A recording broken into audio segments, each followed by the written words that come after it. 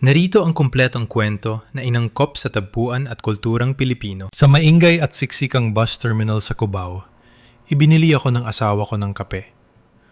"Ubusin mo to, mahal. Mahaba-haba ang biyahe papuntang Bicol," sabi niya. Ang boses niya ay puno ng paglalambing. Uminom ako at ang mundo ay nagsimulang lumabo. Habang inaalalayan niya ako pasakay ng bus, bumulong siya. Sa loob ng isang oras, hindi mo na maaalala kahit ang sarili mong pangalan. Napagtanto ko na ito ng katapusan. Ngunit bigla, may isang lalaking lumitaw, tumitig sa akin ng maigi at nagsabing, "Hindi maaari.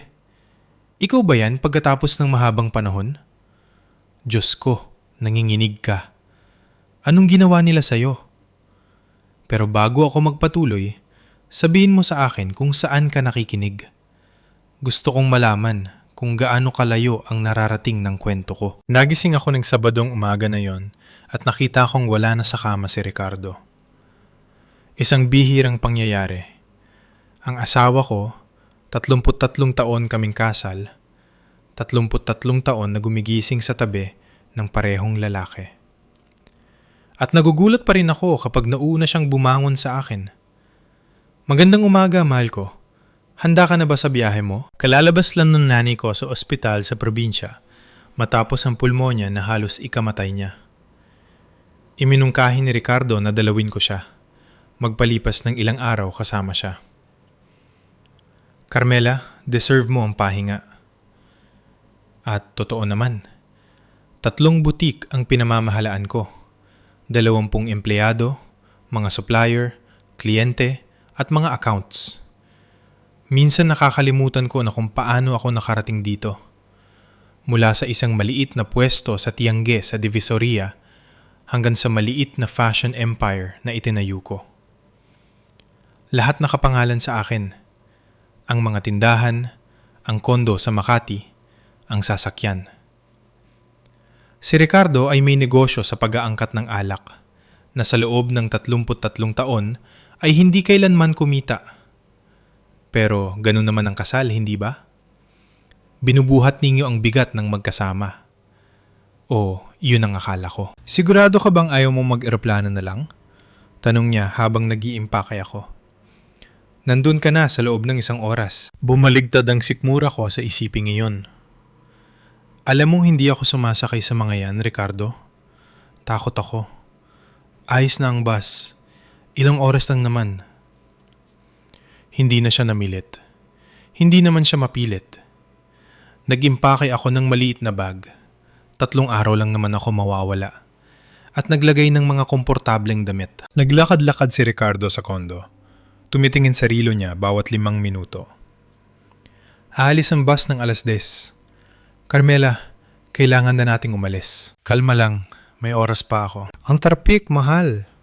Alam mo naman ang EDSA kapag Sabado ng umaga." Kakaiba ang kilos niya, balisa.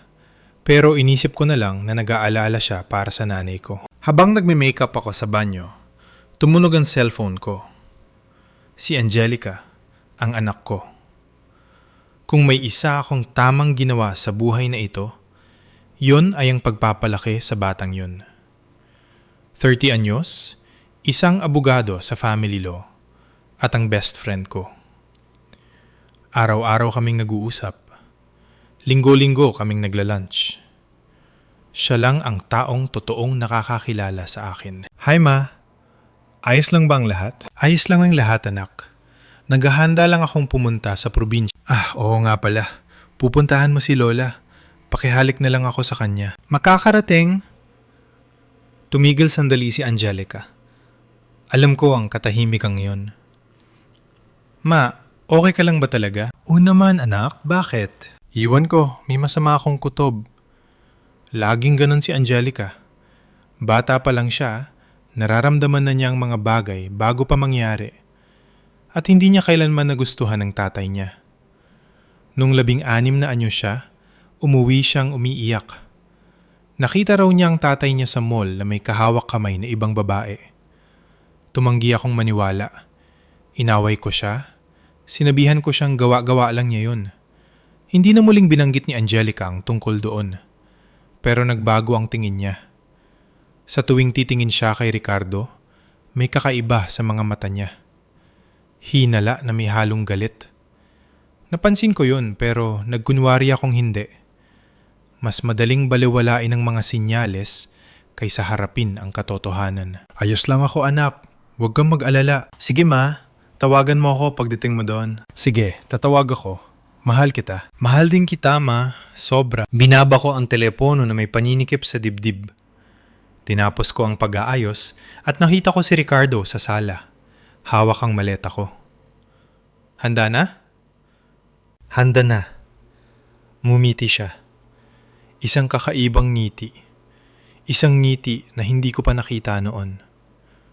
Kung alam ko lang kung ano ang naghihintay sa akin sa terminal ng bus na yun, niyakap ko sana ang anak ko sa huling pagkakataon. Sasabihin ko sanang tama siya tungkol sa tatay niya sa simula pa lang. Pero hindi ko alam. At kaya, pumunta kami sa bus terminal sa Cubao noon Sabadong umaga. Ricardo, sa ibang terminal yata ang sakayan pa Bicol. Nagpalit na sila ng kumpanya, mahal. Mas maganda ito. Mas bago ang mga bus. Hindi ko na kinwestiyon. Si Ricardo lagi ang nag-aasikaso ng mga ganito. Mga pamilyang nagbibiyahe, mga batang may backpack, mga matatandang may bitbit na pasalubong, ang ingay ng mga makina, mga anunsyo sa speaker, mga taong tumatakbo para hindi maiwan ng bus. Palagi kong nakikitang malungkot na lugar ang mga terminal. Paalaman, pangunggulila, distansya. Bitbit ni Ricardo ang maleta ko. Kakaiba yun. Hindi siya nagbubuhat ng kahit ano para sa akin. Sa loob ng 33 taon, wala akong matandaan na inalok niyang buhatin ang mga gamit ko. Pero masyado akong pagod para magtanong. Masyadong pagod para maghinala. Pinagpapawisan siya, lumilingon sa paligid bawat 2 segundo, na parang may hinahanap o parang takot na makita. Ayos ka lang ba, Ricardo? Ayos lang ako, mahal. Mainit lang dito. Hindi naman mainit. Air-conditioned ang terminal. Pero pinalampas ko na lang. Ibibili kita ng kape, sabi niya. Dito ka lang. Nagmadali siyang umalis bago pa ako makasagot. Bumalik siya makalipas ang 2 minuto na may hawak na paper cup. Eto, para hindi ka antukin sa biyahe. Kinuha ko ang kape. Mainit at mabanggo. Humigop ako. May kaunting pait, iba sa karaniwan. Pero inisip ko na lang na kape ito sa terminal. Hindi naman talaga masarap ang kape sa terminal. Humigop pa ako ng isa at isa pa. Pinagmamasdan ako ni Ricardo ng may kakaibang intensity na parang may hinihintay siya. Halika na, mahal. Aalis na ang bus mo. Inakay niya ako papunta sa platform. Nagsimulang makaramdam ng kakaiba ang ulo ko. Magaan, na parang lumulutang ako. Ricardo, nahihilo ako. Sa init lang yan, mahal. Bubuti rin yan kapag nasa biyahe na ang boss. Nagsimulang manghina ang mga tuhod ko. Sinubukan kong kumapit sa kanya at hinawakan niya ako ng mahigpit. Sobrang higpit. Halika, Carmela. Alalayan kita paakyat. Halos buhatin na niya ako pasakay ng bus. Malabo na ang paningin ko. Wala akong mabasa. Hindi ang numero ng bus, hindi ang destinasyon sa signboard. Tumingin sa amin ng kakaiba ang driver, pero walang sinabi. Ipinakita ni Ricardo ang ticket ko. Kailan niya binili yun? Hindi ko matandaan. Dinalan niya ako sa upuan sa likuran. Halos hindi ko na maidilat ang mga mata ko. Umiikot ang mundo. Ang mga boses ay parang nanggagaling sa malayo. Yumuko si Ricardo sa akin. Ang mukha niya ay malapit sa mukha ko. Sobrang lapit na nararamdaman ko ang hininga niya sa tainga ko. At pagkatapos ay bumulong siya. Sa loob ng 1 oras, hindi mo na maaalala kahit ang sarili mong pangalan. Sinubukan kong sumigaw, tumayo, gumawa ng kahit ano, pero hindi sumusunod ang katawan ko. Para akong nakakulong sa sarili ko, pinapanood ang lahat ng nangyayari nang hindi makakilos. Lumayo si Ricardo, tumingin sa akin sa huling pagkakataon na may niting hinding-hindi ko makakalimutan. Isang niti ng tagumpay, ng kaluwagan, ng kalupitan. Paalam, Carmela. Bumaba siya ng bus nang hindi lumilingon. Sa pamamagitan ng matinding pagsisikap, nagawa kong ilingon ang ulo ko sa gilid. Nakita ko siya sa bintana, naglalakad ng kalmado sa terminal, na parang walang nangyari, na parang hindi niya lang sinira ang buhay ng babaeng pinakasalan niya sa loob ng 33 taon. Nagsimimulang umandar ang bus. Ang kamalayan ko ay unti-unting nawawala. Lumalabo ang mga imahe, lumalayo ang mga tunog. Alam kong mamamatay na ako, hindi sa pisikal na paraan, kundi sa mas malalang paraan. Binubura ako. Ang huling bagay na naisip ko bago ako tuluyang mawalan ng malay ay si Angelica. Tama siya. Palagi siyang tama. At hindi man lang ako nakahingi ng tawad. Humindo ang bus.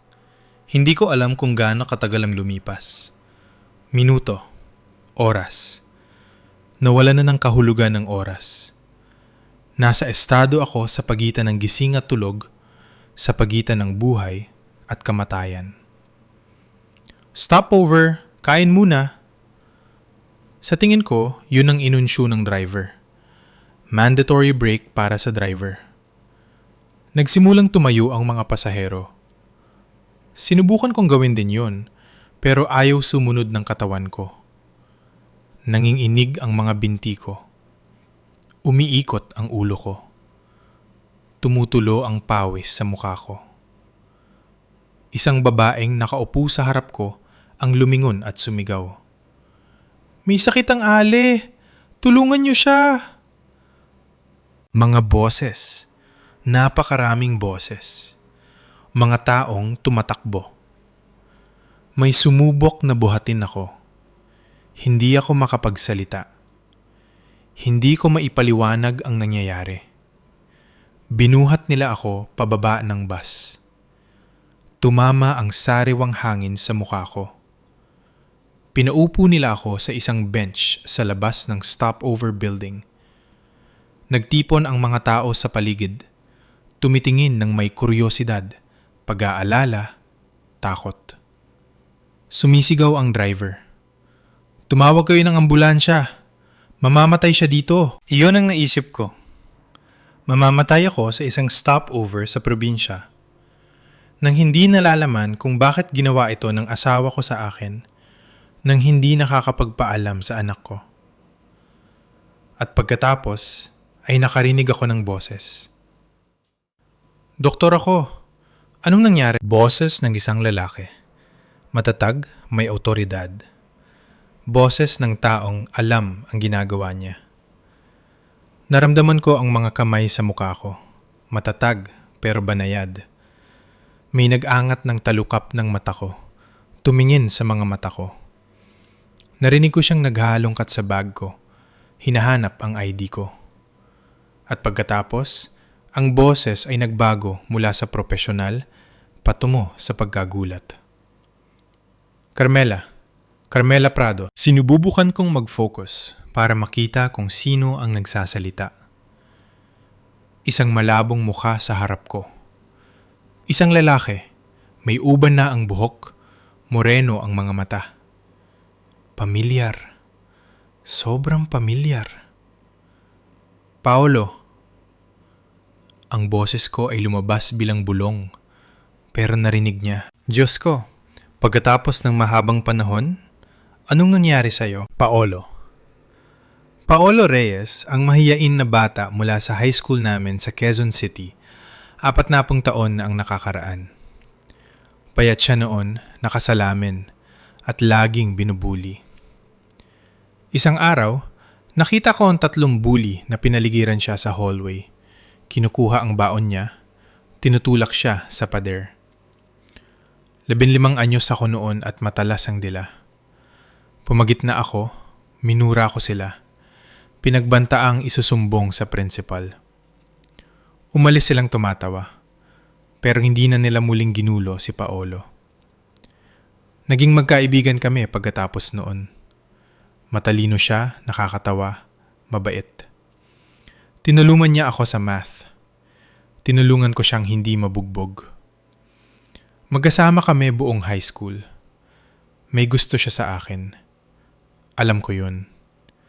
Alam ng lahat maliban sa akin na nagkunwaring hindi nakikita. Nung senior year sa JS Prom, inaya niya akong pumunta sa garden ng eskwelahan. Kabado siya, nauutal, pinagpapawisan.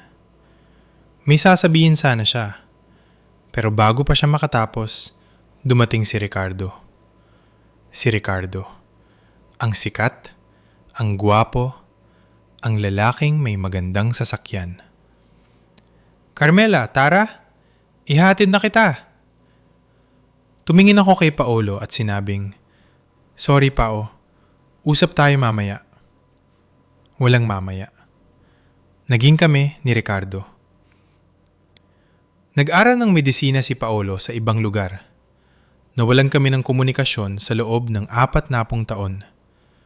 40 taon na hindi nakikita ang mukhang iyon.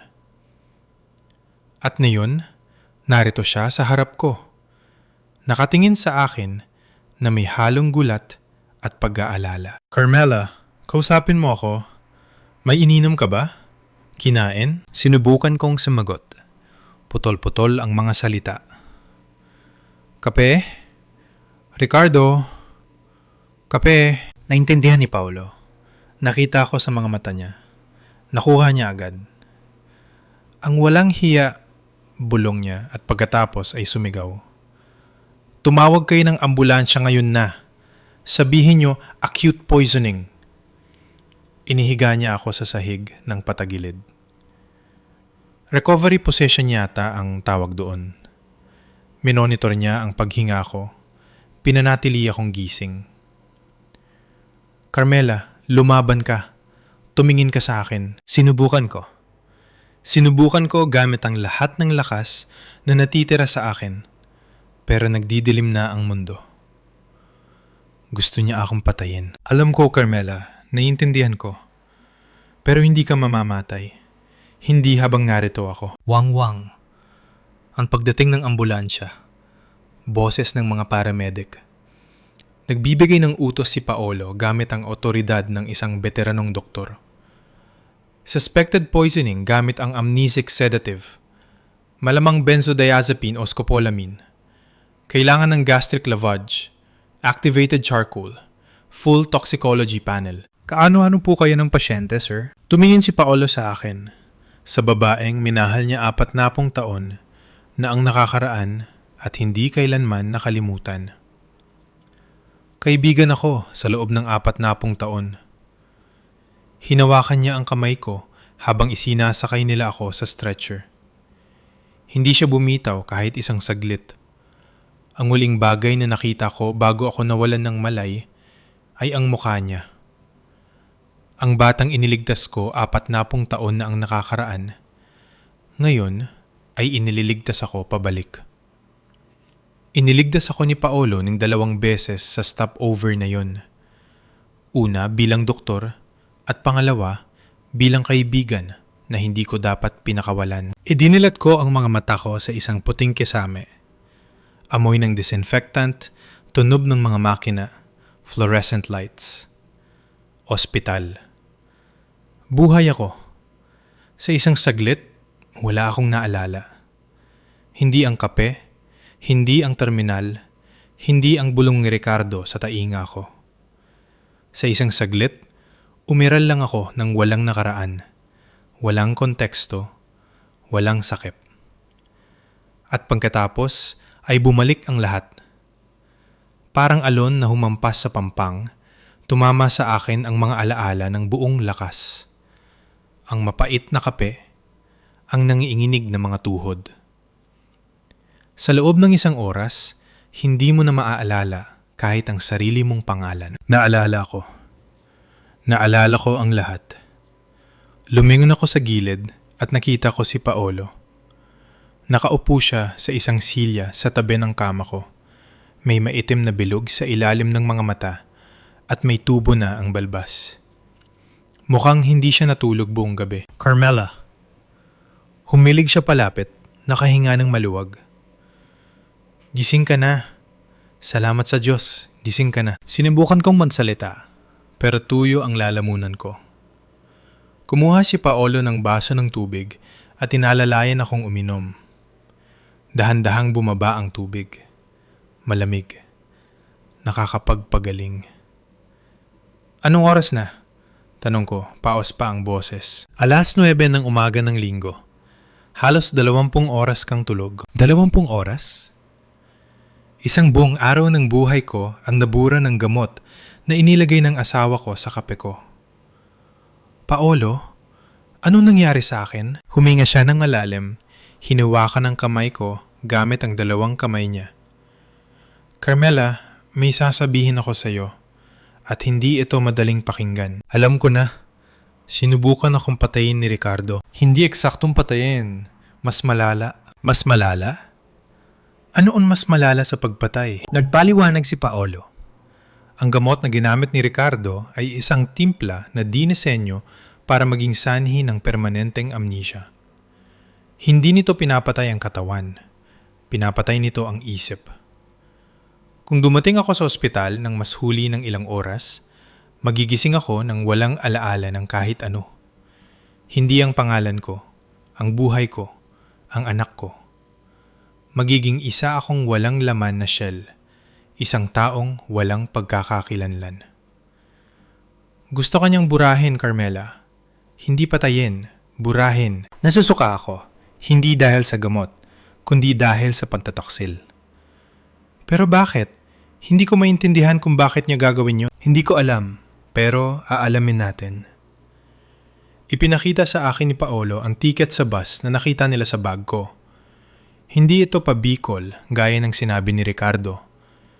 Ito ay papuntang Davao. Isang biyahe na halos 2 araw. At ang pangalan sa ticket ay hindi Carmela Prado. Ito ay Maria Santos.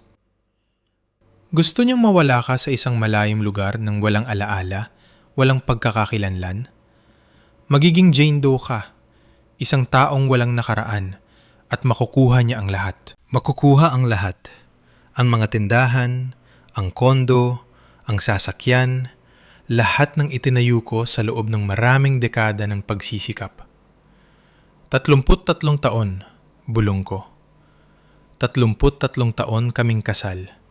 At ginawa niya ito sa akin. Tumulo ang mga luha. Hindi ko na mapigilan. Umiyak ako na parang hindi ako umiyak simula nun bata pa ako. Malalalim na hikbi na yumanig sa buong katawan ko. Walang sinabi si Paolo. Hinawakan lang niya ang kamay ko at hinayaan akong umiyak. Nang tumigil na rin ang luha, tumingin ako sa kanya. Anong gagawin ko ngayon, Paolo? Una, tatawag tayo ng pulis. May kaibigan kang detective, di ba? Nabanggit mo noong medyo wala ka sa sarili. Si Sonia, Detective Sonia Morales. Roommates kami noong kolehiyo. Tawagan mo siya. Sabihin mo ang lahat. At pagkatapos, ay magpaplano tayo. Magplano ng ano? Mumiti si Paolo. Isang malungkot, ngunit determinadong ngiti. Ang paghihiganti mo. Tinawagan ko si Sonia mula sa kama ng ospital na yon, kasama si Paolo sa tabi ko. Magkasama kami ni Sonia sa kolehiyo, mahigit 30 taon na ang nakakaraan. Pumasok siya sa kapulisan, ako naman sa fashion. Pero hindi kami nawalan ng koneksyon. Nagtatanghalian kami minsan sa isang buwan, naghahati sa isang bote ng alak tuwing Pasko. At alam kong maasahan ko siya sa kahit ano, kahit sa pagpapakulong sa asawa ko. Carmela, Diyos ko, anong nangyari? Nawala ka ng isang buong araw at ngayon tumatawag ka mula sa ospital sa probinsya? Sinabi ko sa kanya ang lahat. Ang kape, ang terminal, ang bulong, ang bus, ang pagkakita sa akin ni Paolo. Nakinig si Sonia ng tahimik. Alam ko ang katahimikang yun. Iyon ang katahimikan niya kapag nagpoproseso siya ng impormasyon, bumubuo ng kaso sa utak niya. Carmela, marami na akong nakitang duwag na lalaki sa trabahong ito. Sabi niya nang matapos ako. Pero ang asawa mo ay espesyal na klase ng demonyo. Sonia, kailangan ko ng tulong. At makukuha mo. Ako ang bahala sa kanya. Kailangan mo lang manatiling buhay at magtago. Walang pwedeng makaalam na narito ka. Walang pwedeng makaalam na naalala mo ang lahat. Ang tanging eksepsyon ay si Angelica. Kakailanganin ko siya para sa legal side. At pinagkakatiwalaan ko siya gaya ng pagtitiwala ko sa'yo. Naintindihan. At Carmela, ano yon? 30 taon tayong magkaibigan. Sa tingin mo ba pababayaan kita ngayon? Binaba ko ang telepono. Naramdaman sa unang pagkakataon, simula nang magising ako, ang kakarampot na pag-asa. Hindi umalis si Paolo sa tabi ko. Kinansela niya ang medical conference na pupuntahan sana niya noong nakita niya ako. Paolo, hindi mo kailangan manatili dito. Ayos na ako. Alam kong hindi kailangan, pero gusto ko. Tumingin siya sa bintana ng kwarto, sa asul na langit sa labas. Inilitas mo ako minsan, Carmela. Nung high school, nung bububugin na sana ako ng mga lalaking yun, lumitaw ka mula sa kung saan at ipinagtanggol mo ako. Naalala ko. Siyempre, naalala ko. Hindi ko kailanman nakalimutan yun. At hindi ako aalis ngayon. Hindi sa pagkakataong ito. Hinawakan ko ang kamay niya at hinayaan ang katahimikan ang magsalita para sa amin. Nang gabing iyon, nakahiga sa kama ng ospital, nangako ako sa sarili ko. Kapag natapos na ang lahat ng ito, hihingi ako ng tawad kay Angelica. Sasabihin ko sa kanya na tama siya sa simula pa lang. Magiging ina ako na nararapat para sa kanya. Kung mabubuhay ako. Mabilis kumilos si Sonia. Sa loob ng 2 araw, nakabuo siya ng kumpletong dosye sa sikretong buhay ng asawa ko at ang natuklasan niya ay mas malala pa sa inakala ko.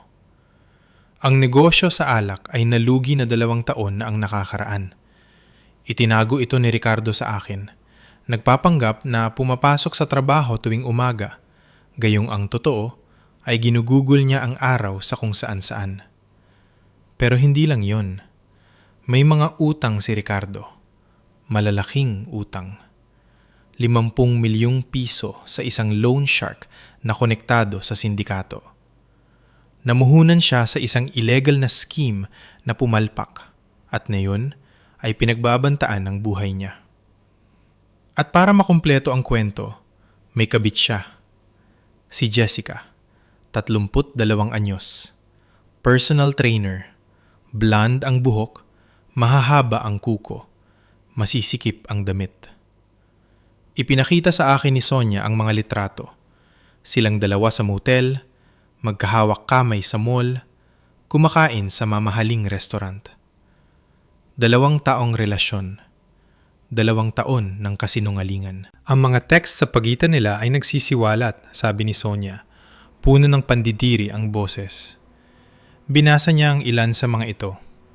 Si Jessica na nagtatanong kung kailan iiwan ni Ricardo ang matandang hukluban. Si Ricardo na nangangakong maayos na ang lahat sa lalong madaling panahon.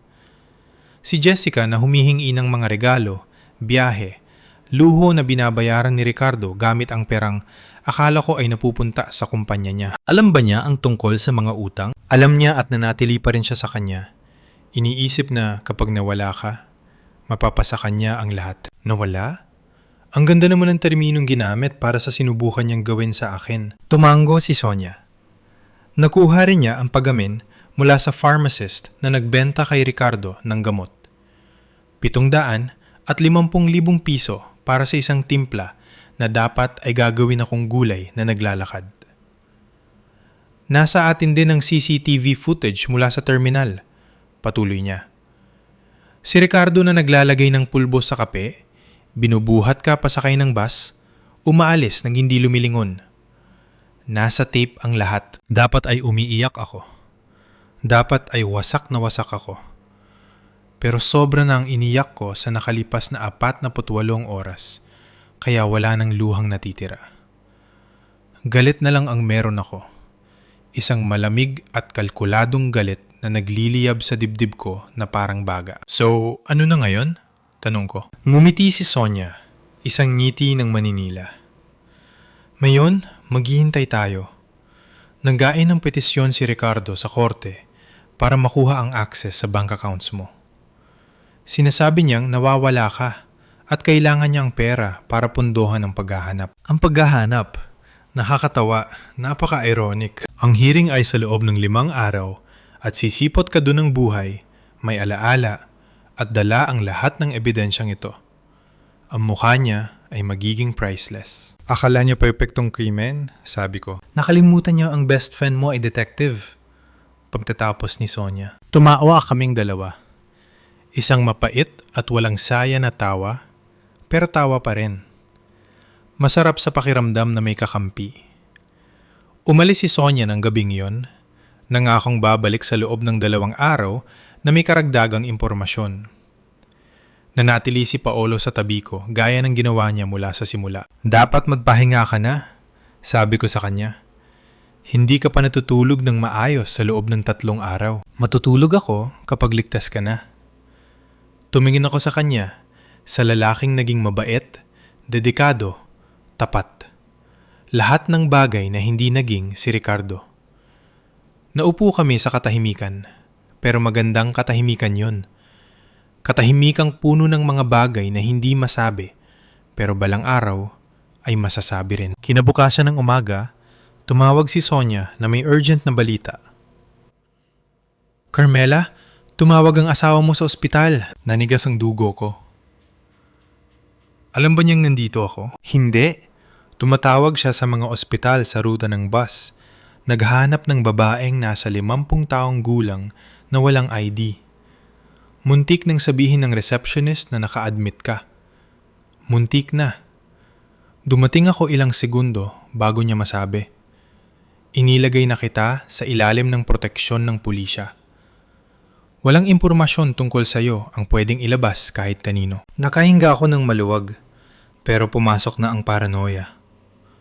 Sonia, paano kung malaman niya? Paano kung pumunta siya dito para tapusin ang trabaho? Hindi siya pupunta. May 2 pulis sa pinto mo, 24 sa pito. Ligtas ka, Carmela. Pangako. Gusto kong maniwala sa kanya. Kailangan kong maniwala sa kanya. May isa pang bagay, sabi ni Sonia, at nagbago ang tono niya, naging mas nag-aalangan. Ano yon? Tungkol kay Gabriel. Si Gabriel, ang anak kong lalaki, 32 anyos, nagtatrabaho sa kumpanya ng tatay niya, laging humihingi ng pera. Ano meron kay Gabriel? Carmela, alam niya ang tungkol sa kabet. Huminto ang mundo sa loob ng 1 taon. Ano? Nakakita kami ng mga text sa pagitan nila ni Ricardo. Alam ni Gabriel ang tungkol sa relasyon kay Jessica at hindi niya sinabi sa iyo. At ngayon, pagkatapos mong mawala, pumayag siyang tumestigo pabor sa tatay niya sa korte. Sasabihin niyang perpekto ang pagsasama ninyo. Hindi ako makahinga, hindi makapag-isip. Ang anak ko, ang sarili kong anak. At si Angelica? Tanong ko. Basag ang boses. Desperadong hinahanap ka ni Angelica. 3 beses na siyang pumunta sa presento sa nakalipas na 2 araw. Alam niyang may mali.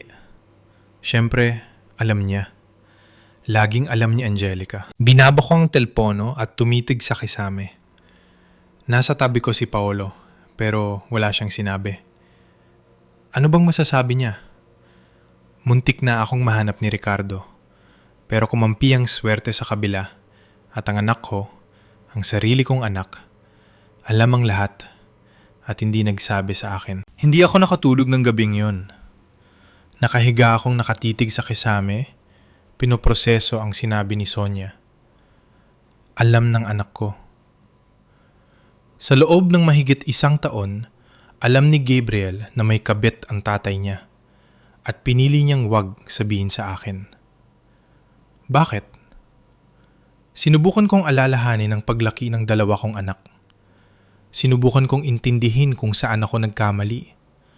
Kung saan banda naging ganito kasama ang lahat. Si Gabriel ay laging daddy's boy. Bata pa lang, mas gusto na niya si Ricardo. Gusto niyang sumama sa mga business trip. Nasisilaw siya sa mga mamahaling regalo na inuuwi ng tatay niya.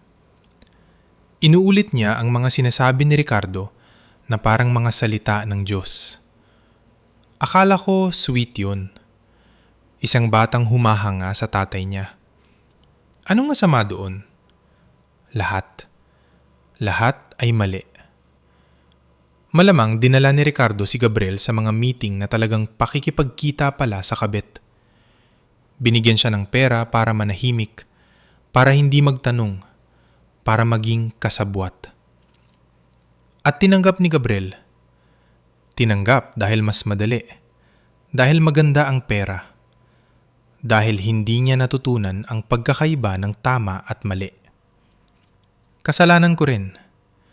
Masyado akong abala sa pagpapalago ng negosyo. Masyadong nagtatrabaho para buhayin ang pamilya. Habang si Ricardo ay nagpapanggap na may kumpanya. Ipinaubaya ko ang pagpapalaki sa anak kong lalaki sa maling tao. Pero si Angelica, iba si Angelica. Laging iba si Angelica. Bata pa lang, sumusunod na siya sa akin kahit saan. Noong binuksan ko ang una kong pwesto, isang maliit na tindahan ng damit sa Tiangge, 8 anyos si Angelica at nagpumilit na sumama. Uupo siya sa bangkito sa likod ng estante. Ginagawa ang homework niya habang inaasikaso ko ang mga customer. Inoobserbahan ang lahat gamit ang malalaki at mausisang mga mata. Ma, bakit umiiyak yung ale kanina? Tanong niya minsan pagkaalis ng isang customer na nagpupunas ng luha. Kasi may ginawang masama ang asawa niya, anak, at malungkot siya. Anong ginawa niya? Pangmatanda na yon. Maintindihan mo rin paglaki mo. Ayokong maintindihan.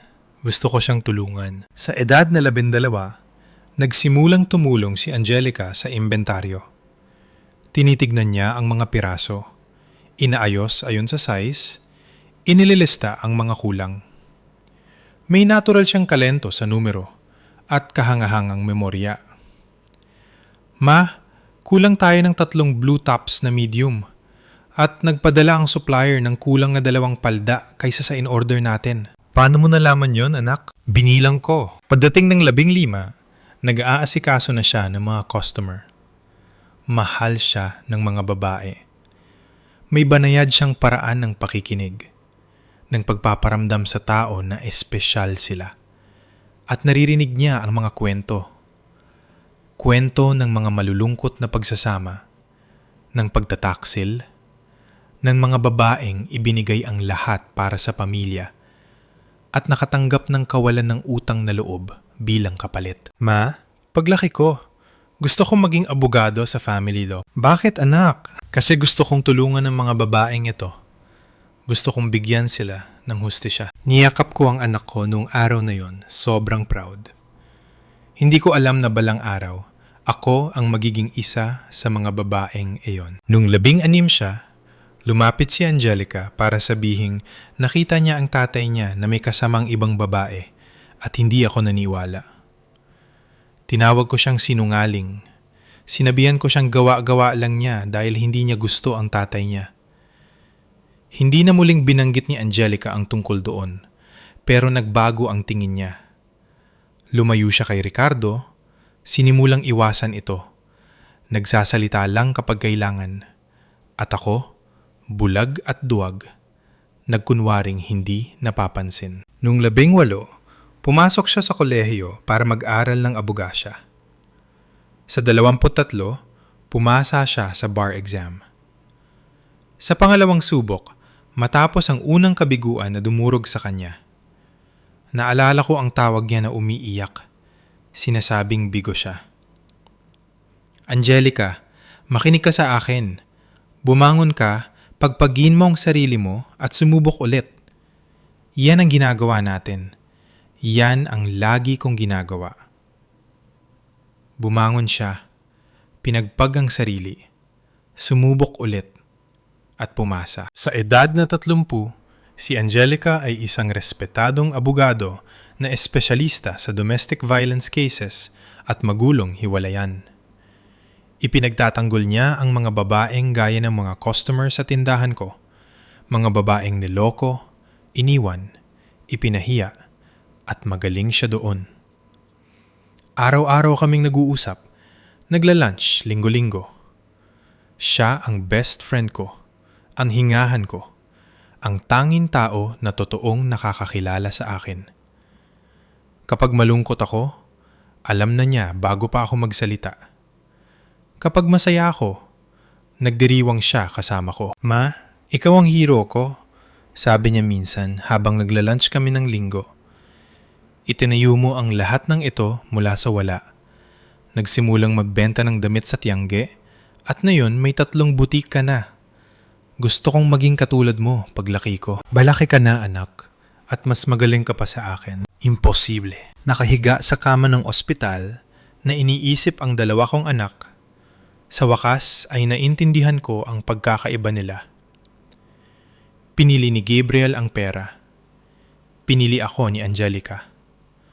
At ngayon, habang narito ako, nantatago, nasasaktan, niloko, naghahanda si Gabriel tumistigo para sa tatay niya, at si Angelica ay desperadong hinahanap ako.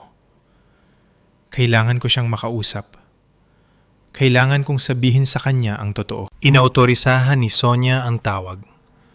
Sinabi niyang mapagkakatiwalaan si Angelica na makakatulong siya sa plano. At nung hapon na yun, tumunog ang telepono ko at lumabas ang pangalan niya sa screen. Anak, sagot ko, nanginginig ang boses. Ma? Umiyak si Angelica, humahagulgol. Hindi ko pa siya narinig na umiyak ng ganun. Sinabi sa akin ni Sonia, Ma, salamat sa Diyos. Akala ko nawala na kita. Nandito ako, anak. Buhay ako. Alam kong may mali. Alam ko. Naramdaman ko. Ma, nung hindi mo sinasagot ang telepono, nung hindi ka nag-text na nakarating ka na, naramdaman kong may masamang nangyari. Dapat nakinig ako sa iyo, anak. 14 na taon na ang nakakaraan nung nakita mo siya sa mall. Katahimikan. Mas lumakas ang iyak ni Angelica.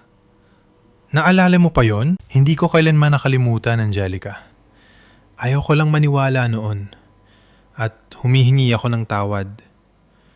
Patawad dahil hindi ako nakinig. Dahil tinawag kitang sinungaling. Dahil pinili ko siya kaysa sayo. Ma, patawarin mo ako. Patawarin mo ako dahil hindi ako namilit. Patawarin kita? Ikaw ang mapatawad sa akin, anak. Tama ka sa simula pa lang. At naging tanga ako. Hindi ka tanga. Nagtiwala ka lang sa asawa mo. Walang masama doon. Mali ang lahat doon, anak.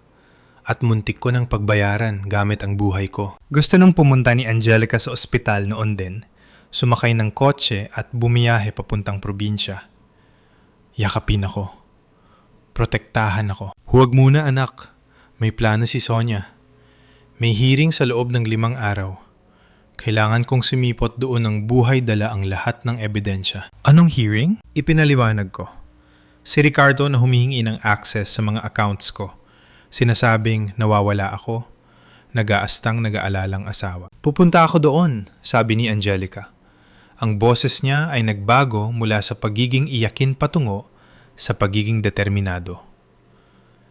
Ako ang magiging abogado mo sa hearing na yon. Anak, hindi mo kailangang... Pinutol ng boses niya ang sasabihin ko.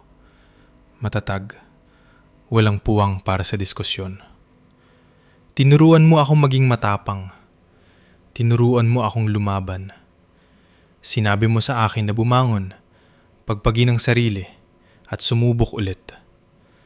Ngayon, pagkakataon ko naman na gawin yun para sa iyo. Huwag kang makipagtalo sa akin, ma. Umiyak ako. Pero sa pagkakataong ito, iba na ang mga luha. Luha ng pasasalamat, ng pagmamalaki, ng pagmamahal.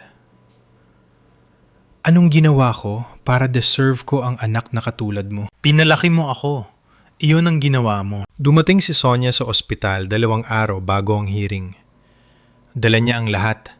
Ang mga ebidensya, ang videos, ang screenshots ng mga mensahe, ang pag-amin ng pharmacist, isang makapal na folder ng mga dokumento na nagpapatunay ng walang pag-aalinlangan na sinubukang sirain ng asawa ko ang buhay ko. Simple lang ang plano, paliwanag niya. Inilatag ang mga papel sa maliit na mesa sa kwarto. Naghihin si Ricardo ng petisyon para ma-access ang accounts mo. Sabi niya nawawala ka at kailangan niya ng pera para sa search operation. Nakakatawa. Ginawa niya akong desaparecida at ngayon gusto niya ng pera para hanapin ako. Eksakto. Ang hearing ay sa Huwebes 2:00 ng hapon sa korte sa Makati. Sisipot ka doon ng buhay, nasa katinuan at buo ang alaala. At dala ang lahat ng ebidensyang ito. Ang magiging itsura ng mukha niya ay priceless. Sabi ko, higit pa sa priceless. Magiging makasaysayan, sabi ni Sonia. Nasa kabilang paning ng kwarto si Paolo, nakikinig ng tahimik. Hindi siya umalis sa tabi ko kahit isang saglit sa mga araw na yon. Naging angkla ko siya, ang sentro ng balanse ko. Ang dahilan ko para maniwala na mayroon pang mabubuting lalaki sa mundo. Nag-alinlangan si Sonia, tumingin kay Paolo, tapos sa akin. Carmela, may isa pa tungkol kay Gabriel. Bumagsak ang sikmura ko. Anong meron sa kanya? Ipinakita niya sa akin ang screenshots ng usapan sa pagitan ni Ricardo at Gabriel. Mga mensaheng nagpalitan sa nakalipas na mga buwan, mga taon. Alam ng anak ko ang tungkol sa kabit sa loob ng mahigit 1 taon. Alam niya. Pero hindi lang yan. Nung nawala ka, tinawagan ni Ricardo si Gabriel, sabi ni Sonia. Hiniling niya kay Gabriel na tumestigo para sa kanya sa korte. Para sabihing perpekto ang pagsasama niyo na hindi ka nagpakita ng senyales na gusto mong umalis. At anong sinabi ni Gabriel? Ipinakita sa akin ni Sonia ang mensahe. Kasama mo ako, Dad. Sasabihin kong okay kayo ni Mama. Binasa ko ito, binasa ulit. Hindi ko maproseso. Meron pa, sabi ni Sonia. Nilagyan namin ng bag ang telepono ni Ricardo. May audio recording kami ni Gabriel. Pinindot niyang play. Ang boses ng anak ko ay pumuno sa kwarto. Dad, naginala ba si Mama? At ang boses ni Ricardo na sumasagot. Huwag kang mag-alala, wala siyang kamalay-malay. Ang boses ng anak ko, malamig, kalkulado. Nagtatanong kung may nalaman ba ako bago ako nalason. Na parang isa itong logistical issue, na parang isa akong problema na kailangang solusyonan. Tumakbo ako sa banyo at sumuka. Hindi ito dahil sa gamot. Hindi dahil sa panghihina. Dahil ito sa pagtataksil. Ang pagtataksil ng sarili kong kadugo at laman. Pagbalik ko sa kwarto, niyakap ako ni Paolo. Naghintay si Sonia ng tahimik. Hindi ko kaya, sabi ko, basag ang boses. Hindi ko kayang harapin silang dalawa. Ang asawa ko at ang anak ko. Paano ko gagawin to, Carmela? Tanong ko sa sarili ko. Gusto ko na lang umalis, mawala, magsimula ulit sa ibang lugar, malayo sa lahat ng ito. Nagkatinginan sina Paolo at Sonia. Hindi alam ang sasabihin. At pagkatapos, ay tumulog ang telepono ko. Angelica, sagot ko. Paos pa rin kakaiyak. Ma, anong problema? Ibang boses mo, naririnig ko. Sinabi ko sa kanya ang tungkol kay Gabriel, tungkol sa mga mensahe sa audio recording. Katahimikan sa kabilang linya. At pagkatapos ay bumalik ang boses ng anak ko. Iba na. Hindi na ito boses ng nag-aalalang anak.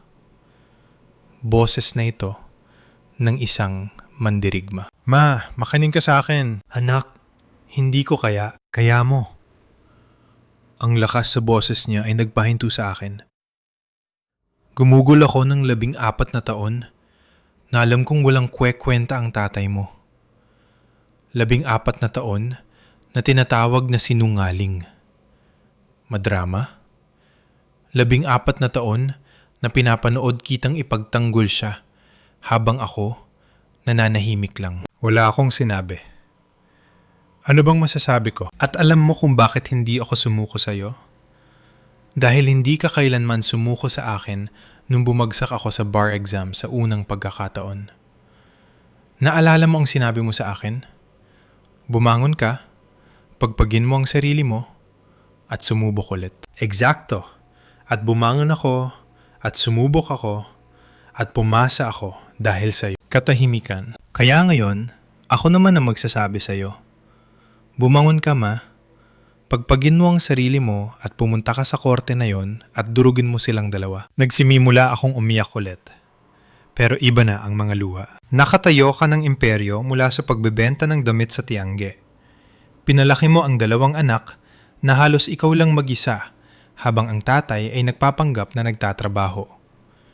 Nakaligtas ka sa pagkalaso na dapat ay nagbura sa iyo sa mundo. Sa tingin mo, hindi mo kayang harapin ang isang duwag at isang spoiled brat? Tumawa ako sa gitna ng mga luha ko. Basang tawa, pero tawa pa rin. At isa pa, ma, kung hindi ka pupunta, ako ang pupunta. Pupunta ako doon mag-isa at tudurugin ko silang dalawa gamit ang sarili kong mga kamay. Pero mas gusto kong nandoon ka para makita yon. Dahil deserve mong makita ang mukha nila kapag na-realize nilang talo na sila. Tumingin ako kay Paolo at Sonia na tahimik na nanonood. Manang-mana ka sa akin. Alam mo ba yon? Sabi ko kay Angelica. Alam ko. Kaya babangon ka na sa kama na yan at sasama ka sa akin. Huminga ako ng malalim, pinunasan ang luha ko at pinatigas ang boses ko. Sige anak, pupunta ako. Sa kabilang linya, halos marinig ko ang ngiti ng anak ko. Yan ang mama ko. Yimang araw. Yimang araw para harapin ang lalaking sumubok pumatay sa akin at ang anak na nagtaksil sa akin. Pero hindi na ako nag-iisa. Nasa akin si Paolo, nasa akin si Sonia, at nasa akin si Angelica. At yun lang ang kailangan ko. Ang 5 araw bagong hearing ay ang pinakamahaba sa buhay ko. Unti-unti akong gumagaling. Nawala na ang gamot sa sistema ko. Pero ang emosyonal na epekto ay nandoon pa rin. Nagigising ako sa kalagitnaan ng gabi na may malamig na pawis. Napapanaginipan si Ricardo na bumubulong sa tainga ko. Minsan, nagkakaroon ako ng flashback sa araw. Ang pait ng kape, ang panghihina ng tuhod, ang pakiramdam na nawawalan ng kontrol sa sarili kong katawan. Hindi kailanman umalis si Paolo sa tabi ko. Natutulog siya sa silyon sa kwarto. Gumigising bago ako magising. Nagdadala ng kape mula sa kantin ng ospital. At laging unang humihigop para ipakita sa akin na ligtas ito. Hindi mo kailangan gawin yan, sabi ko nung pangatlong beses niyang ginawa. Alam ko, pero gusto kong maramdaman mong ligtas ka. Nag-usap kami ng ilang oras tungkol sa nakaraan, sa kasalukuyan, sa hinaharap. Nalaman ko ang mga bagay tungkol kay Paolo na hindi ko inakala. 22 taon siyang kasal sa isang babaeng naggangalang Helena, isang oncologist na namatay sa cancer 3 taon na ang nakakaraan. Ang ironic ng buhay, sabi niya. Ginugo niya ang buong karera niya sa paggamot ng cancer ng iba at namatay siya sa cancer. Mahal na mahal mo siya. Siya ang partner ko, best friend ko, ang kabiyak ko. Nung namatay siya, akala ko hindi ko na kayang magpatuloy. Pero nagpatuloy ka. Lagi tayong nagpapatuloy, Carmela. Ayun ang ginagawa natin. Kinuwento ko sa kanya ang mga taon ng kasal ko kay Ricardo. Tungkol sa mga gabing natutulog ako mag-isa habang nagtatrabaho siya late. Tungkol sa mga panahong naghihinala ako pero piniling magbulag-bulagan. Hindi ka naging masaya sa kanya, no? Tanong ni Paolo. Nag-isip ako sandali. Naging masaya ba ako? Akala ko, oo. Pero sa tingin ko, nasanay lang ako. Nasanay sa routine, sa kasama, sa ideya ng pagkakaroon ng pamilya. Totoong kaligayahan? Hindi ako sigurado kung naramdaman ko yon. Naging masaya ka, sabi ni Paolo. Kinuwento mo sa akin si Angelica, kung gaano kayo ka-close, kung paano siya ang best friend mo. Iyon ang kaligayahan, Carmela. Iyon ang totoong pagmamahal. Tama siya. Si Angelica ang kaligayahan ko. Siya nun pa man. Nung ika-4 na gabi, habang sinusubukan kong matulog, inilapit ni Paolo ang silyon niya sa kama ko. Carmela, pwede ba akong magkwento? Siyempre. Naalala mo ba nung gabing iyon? Yung JS prom sa garden ng school? Ipinikit ko ang mga mata ko at inalala. Marso, 1983 noon, ang huling malaking party bago kami magkanya-kanya sa kolehiyo. Ang gym ay pinalamutian ng asul at puting lobo, ang kulay ng school namin. Malakas ang musika, nagsasayawan ang mga tao, mga teenager na ninanamnam ang huling mga linggo bago maging adulto. Nasa tabi ako ng punch bowl nang lumitaw si Paolo sa tabi ko. Iba ang itsura niya ng gabing yun. Naka long sleeves, suklay ang buhok at tinanggal pa ang salamin niya. Carmela, pwede ba kitang makausap sandali nang tayo lang? Lumingon ako sa paligid. Nasa dance floor ang mga kaibigan ko. Walang makakapansin na mawawala ako. Sige Pao, anong meron? Dinala niya ako sa garden ng eskwelahan. Mainit na gabi nun, maliwanag ang bilog na buwan, amoy dama de noche sa hangin, huni ng mga kuliglig. Ang musika mula sa gym ay mahina na dahil sa distansya. Huminto kami sa ilalim ng puno. Nanginginig si Paolo. Carmela, may kailangan akong sabihin sa'yo. Ano yon? Ayos ka lang ba? Ayos lang. Hindi ako ayos. Huminga siya ng malalim. 1,000 beses ko itong pinrakti sa utak ko. Pero ngayong nakatayo ka na dito sa harap ko, nakalimutan ko ng lahat. Tumawa ako. Kalma lang, Pao. Ako lang to. Pwede kang magsalita. Tumingin siya sa mga mata ko at may nakita ako doon na hindi ko pa nakita nun. O baka nakita ko na at nagpanggap lang na hindi. Carmela, 3 taon na tayong magkaibigan at sa loob ng 3 taon na yon, ikaw ang naging pinaka-importanteng tao sa buhay ko. Ipinagtanggol mo ako nung walang ibang gumawa. Pinatawa mo ako nung gusto ko lang umiyak. Pinaramdam mo sa akin na kaya kong maging somebody. Bumilis ang tibok ng puso ko. At ako, hindi ko alam kung paano sasabihin to, pero humakbang siya palapit sa akin. Nararamdaman ko ang init niya, ang kaba niya, ang pagmamahal niya. Carmela, ako, isang busina ng kotse ang bumasag sa katahimikan ng gabi. Sabay kaming lumingon. Isang pulang Lancer ang huminto sa gate ng school at nakasandal doon. Nakangiti na parang pag-aari niya ang mundo ay si Ricardo. Carmela, tara. Ihahatid na kita. Si Ricardo, ang sikat, ang gwapo, ang captain ng basketball team, ang lalaking gusto ng lahat ng babae. At sa kung anong dahilan ay napansin ako noong buwang yun. Tumingin ako kay Paolo, sa kaibigan ko, sa lalaking may sasabihing importante. Sorry Pao, usap tayo mamaya. At umalis ako nang hindi lumilingon, nang hindi nakikita ang pagbagsak ng mukha niya, nang hindi nalalaman na ang mamaya ay hindi na darating. Idinilat ko ang mga mata ko. Nasa kwarto na ako ng ospital, 40 taon nang lumipas. Tatanungin sana, kitang maging girlfriend ko nung gabing yun, sabi ni Paolo, garalgal ang boses.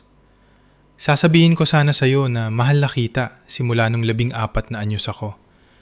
Na ikaw ang pinakamatapang, pinakamagandang tao na kilala ko. Na gusto kong makasama ka habang buhay. Paolo? At tapos dumating si Ricardo, gamit ang kotseng yon, gamit ang meeting yon, at umalis ka. Hindi ko alam. Sumpaman, hindi ko alam. Alam ko, bata ka pa at siya si Ricardo. Katahimikan. Nanatili ako sa garden na yon ng 1 oras pagkaalis mo. Patuloy niya. Nakatitig sa buwan, sinusubukang isipin kung saan ako nagkamali. At pagkatapos, nagbesisyon ako na magiging somebody ako. Mag-aaral ako ng medisina, magiging respetadong profesional, papatunayan ko na sapat ako. Hindi mo kailangang magpatunay ng kahit ano. Alam ko na yan ngayon, pero noon, Akala ko pinili mo siya kasi mas magaling siya sa akin. Mas gwapo, mas mayaman, mas sikat. At ginugol ko ang 40 taon sa pagsisikap na mapunan yon. Katahimikan. Nagsisisi ka ba? Tanong ko. Araw-araw. Araw-araw ng buhay ko. At ngayon, ngumiti si Paolo. Isang malungkot na ngiti pero puno ng pag-asa. Ngayon, may pangalawang pagkakataon na ako. At hindi ko nasasayangin to. Kinabukasan, dumating si Angelica. Narinig ko ang mga yabag niya sa hallway bago ko siya nakita. Mabilis, determinadong mga hakbang, parang taong nagmamadaling makarating sa pupuntahan. At bumukas ang pinto. At nandoon siya. Ang anak ko. Ang Angelica ko. Naka-black pantsuit siya. Ang buhok ay nakapusod ng maayos. May bit-bit na briefcase ng abogado. Mukha siyang mas matanda kaysa sa naalala ko. Mas seryoso. Mas matapang. Pero noong nakita niya ako, gumuho ang lahat ng profesional na anyo niya. Ma! Tumakbo siya sa kama ko at niyakap ako. Isang mahigpit, desperadong yakap. Yakap ng isang taong akala ay mawawala na ang pinakaimportanteng tao sa buhay niya. Ma, thank God. Salamat sa Diyos. Okay ka. Niyakap ko siya pabalik gamit ang lahat ng lakas na mayroon ako. Nandito ako, anak. Nandito ako. Nanatili kaming ganoon ng matagal, magkayakap, umiiyak, nang hindi kailangang magsalita. Mag-ina na nagkita muli pagkatapos ng pinakamasamang bangungot na naranasan ko. Nang sa wakas ay humiwalay kami. Pinunasan ni Angelica ang luha niya at naging abogado muli. Sabihin mo sa akin ang lahat. Gusto kong malaman ang bawat detalye ng nangyari, bawat piraso ng ebidensya na meron si Sonia, bawat hakbang ng plano. Sinabi ko sa kanya at habang nagsasalita ako, nagsusulat si Angelica, nagtatanong, bumubuo ng estratehiya sa isip niya. Napakatalino niya. Noon pa man. At ang makita siya sa aksyon ay pumuno sa akin ng pagmamalaki. Simple lang ang estratehiya, sabi niya nang matapos ako. Hahayaan natin siyang magsalita muna. Hayaan natin siyang gawin ang drama niya bilang nag-aalalang asawa, ang desperadong lalaki na naghahanap sa asawa niya, at tapos papasok tayo. At kapag pumasok tayo, numiti si Angelica. Isang ngiti na kilalang kilala ko. Ang ngiti niya kapag wawasakin na niya ang kalaban sa korte. Papasok ka sa likod ko. Mauuna ako bilang abogado mo. Kapag tinanong ng judge kung sino ang kumakatawan sa biktima, magpapakilala ko at pagkatapos ay lilitaw ka. At si Ricardo? Atakehin sa puso si Ricardo. Hindi literal, sa kasamaang palad. Pero ang itsura ng mukha niya ay magiging sulit sa lahat ng pagdurusa natin. At si Gabriel, nawala ang ngiti ni Angelica. Tumigas ang mukha niya. Gumawa ng desisyon si Gabriel. Pinili niya ang maling panig. At pagbabayaran niya yun. Naramdaman ko ang kirot sa dibdib ko. Anak ko pa rin siya. Kahit matapos ang lahat ng ginawa niya, anak ko pa rin siya. Angelica, hindi ko alam kung kaya ko siyang harapin. Isang bagay ang harapin si Ricardo, pero si Gabriel, hinawakan ni Angelica ang kamay ko. Ma, makinig ka. Alam ni Gabriel. Alam niya ng mahigit 1 taon na may kabit si Daddy. At hindi lang sa hindi niya sinabi sa iyo, pumayag pa siyang tumistigo para sa kanya. Magsinungaling sa judge. Trayduin ka. Alam ko pero... Walang pero ma, pinili niya ang pera. Pinili niya ang allowance na binibigay ni Daddy, ang kondo na binabayaran ni Daddy, ang layaw na sinusustentuhan ni Daddy. Ibinenta ka niya para sa komportableng buhay. Nanahimik ako. At habang ginagawa niya yon, habang pinipili niya si Daddy kaysa sa'yo, alam mo kung anong ginagawa ko. Ano? Nasa presinto ako. 3 beses sa loob ng 2 araw, nagmamakaawa kay Sonia na hayaan akong tumulong sa investigasyon. Walang tulog na sinusubok ang isipin kung anong nangyari sa'yo. Umiiyak sa banyo ng opisina, dahil akala ko nawala na ako ng nanay.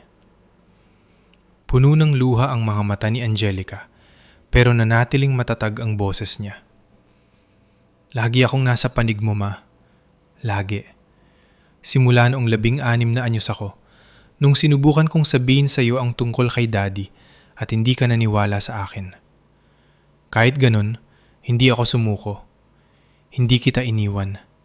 Dahil yon ang ginagawa ng totoong pamilya. Niyakap ko siya ulit. Ang anak ko, ang mandirigma ko. Alam ko, anak. Alam ko. At humihingi ako ng tawad. Patawad dahil hindi ako naniwala sa iyo. Dahil pinili ko siya ng maraming beses. Deserve mo ang mas mabuting ina. Nasa akin na ang pinakamabuting ina sa mundo, sabi ni Angelica. Nabulag ka lang, pero ngayon nakakakita ka na at kukunin natin ang hustisya ng magkasama. Nang gabing yon, nakilala ni Angelica si Paolo. Ipinakilala ko sila ng may kaba na hindi ko naramdaman sa loob ng maraming taon. Si Angelica, ang anak ko, ang best friend ko, ang taong may pinakamahalagang opinyon para sa akin. At si Paolo ay si Paolo, ang lalaking nagpapaniwala sa akin sa pangalawang pagkakataon. Tumingin si Angelica sa kanya ng matagal, sinusuri, inaalam kung may panganib, at pagkatapos ay nagumiti siya. So, ikaw ang nagligtas sa nanay ko. Nasa tamang lugar lang ako sa tamang oras. Higit pa doon. Sinabi sa akin ni Sonia ang ginawa mo.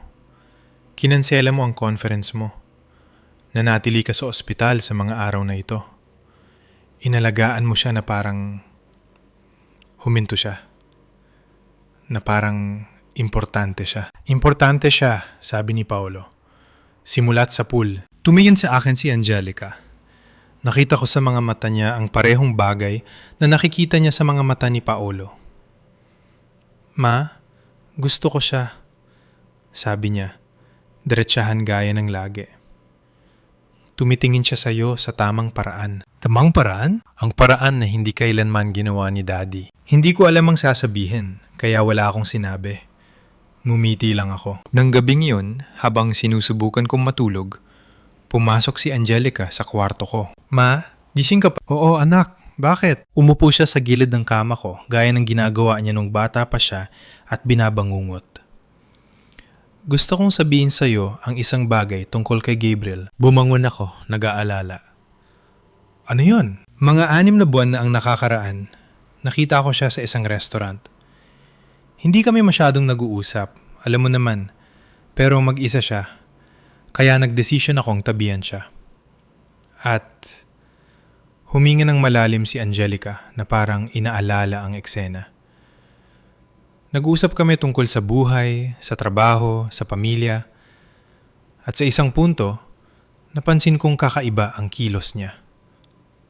Paulit-ulit siyang tumitingin sa plato niya. Nilalaro ang pagkain ng hindi kumakain. Mukhang may mabigat na dinadala. Anong sinabi niya? Tinanong niya kung kumusta ka.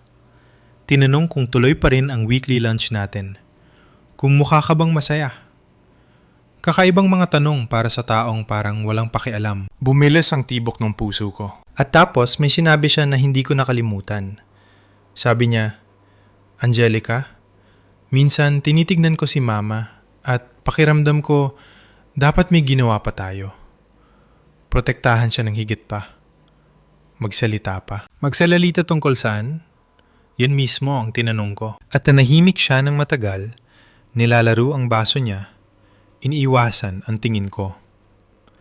Nakita kong nakikipagtalo siya sa sarili niya, na mayroon siyang gustong sabihin na nasa dulo na ng dila niya, pero hindi niya magawa. Tumingin sa akin si Angelica. Kaya pinilit ko siya. Tinanong ko siya ng diretsahan, Gabriel, anong alam mo na hindi ko alam? Anong tinatago mo? At siya, muntik na niyang sabihin, Ma, nakita ko sa mga mata niya. Binuka niya ang bibig niya at huminga ng malalim at... At? Isinara niya. Isinara niya ang bibig niya. Humingi ng bill at sinabing kailangan na niyang umalis, na may commitment siya. Pero nakita ko yun, Ma. Nakita kong sasabihin na sana niya sa akin ang tungkol kay Daddy, tungkol sa kabit, tungkol sa lahat. Bakit hindi niya tinuloy? Bumuntong hininga si Angelica. Dahil eksakto sa sandaling yon, tumunog ang telepono niya, si Daddy. At nung nakita niya ang pangalan sa screen, may nagbago sa mukha niya. Takot siguro o kahihiyan. Sinagot niya, "Papunta na ako." At umalis nang hindi man lang nagpapaalam ng maayos. Katahimikan. Duwag siya, Ma, noon pa man. Mas gusto niya ang ginhawa kaysa sa katotohanan. Mas gusto niya ang pera kaysa pamilya. Mas gusto niya ang madaling paraan kaysa sa tapang.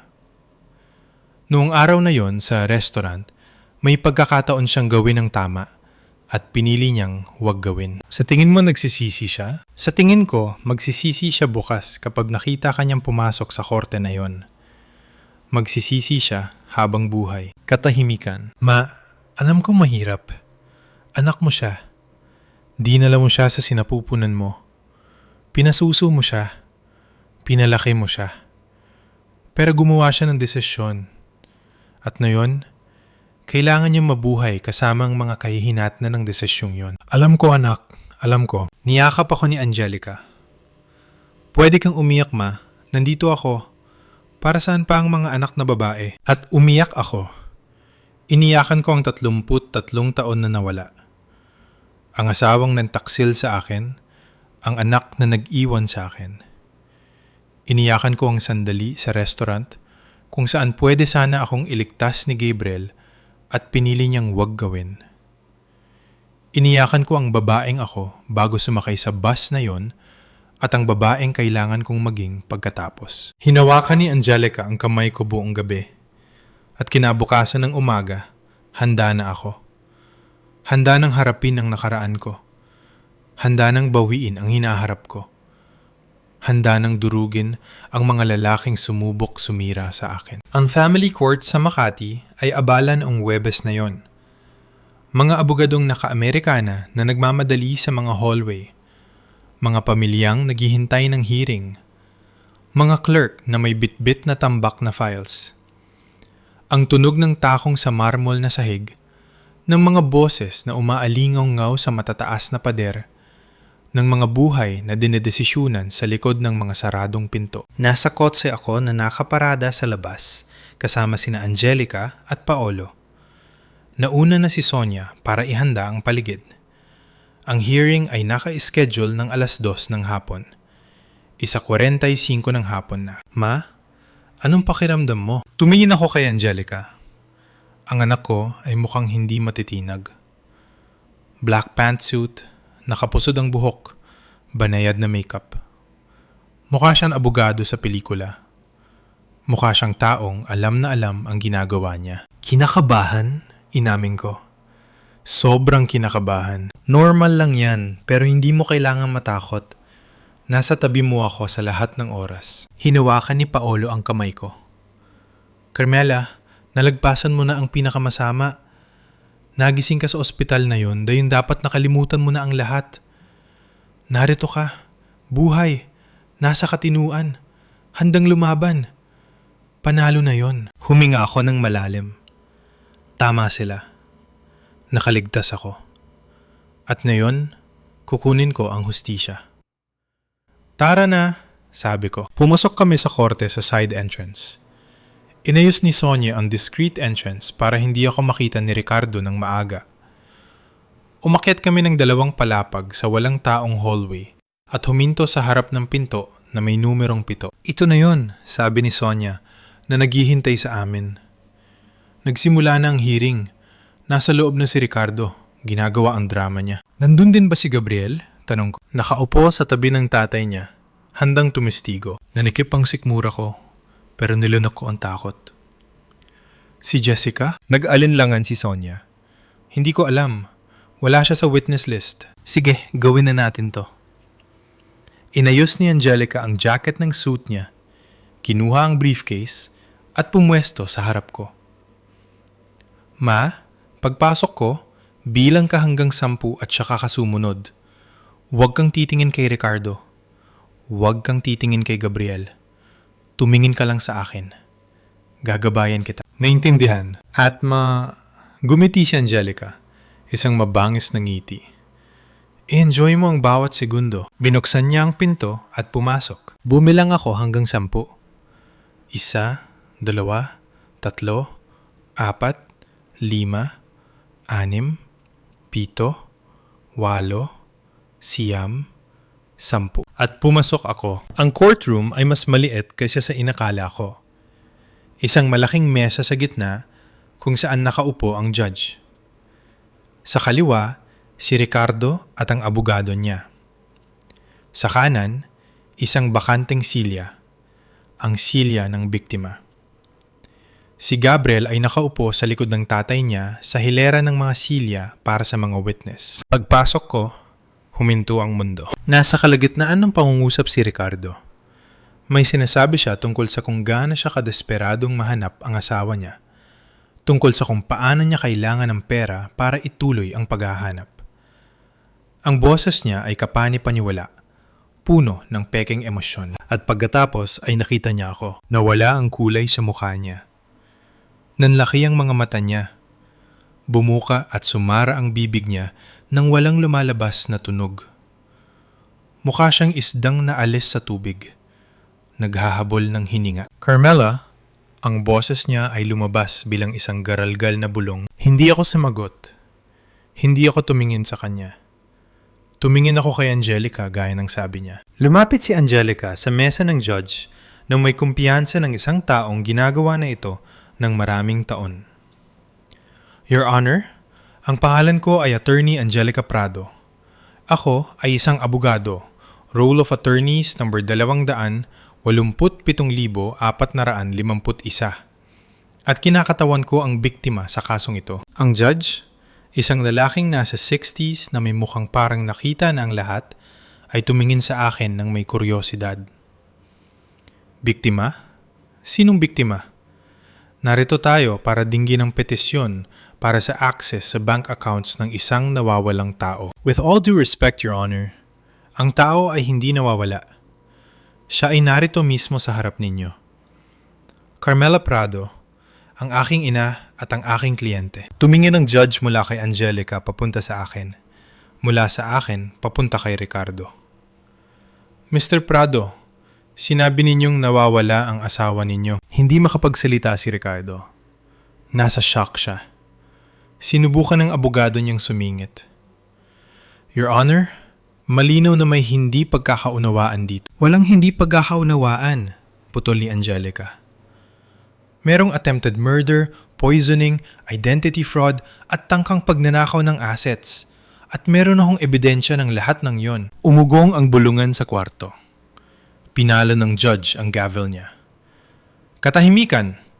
Attorney Prado, napakabigat na akusasyon yan. Alam ko, Your Honor, kaya dala ko ang mga ebidensya. Binuksan ni Angelica ang briefcase niya at nagsimulang magpamudmud ng mga dokumento. Kopya ng mga text sa pagitan ni Ricardo at Jessica, screenshots ng usapan kay Gabriel, ang pag-amin ng pharmacist, medical reports mula sa ospital sa probinsya, videos mula sa security cameras ng terminal. Ito ang akusado na bumibili ng sangkap na ginamit niya para lasunin ang ina ko. Sabi niya, itinataas ang isang dokumento. Ito ang peking reseta na ginamit niya.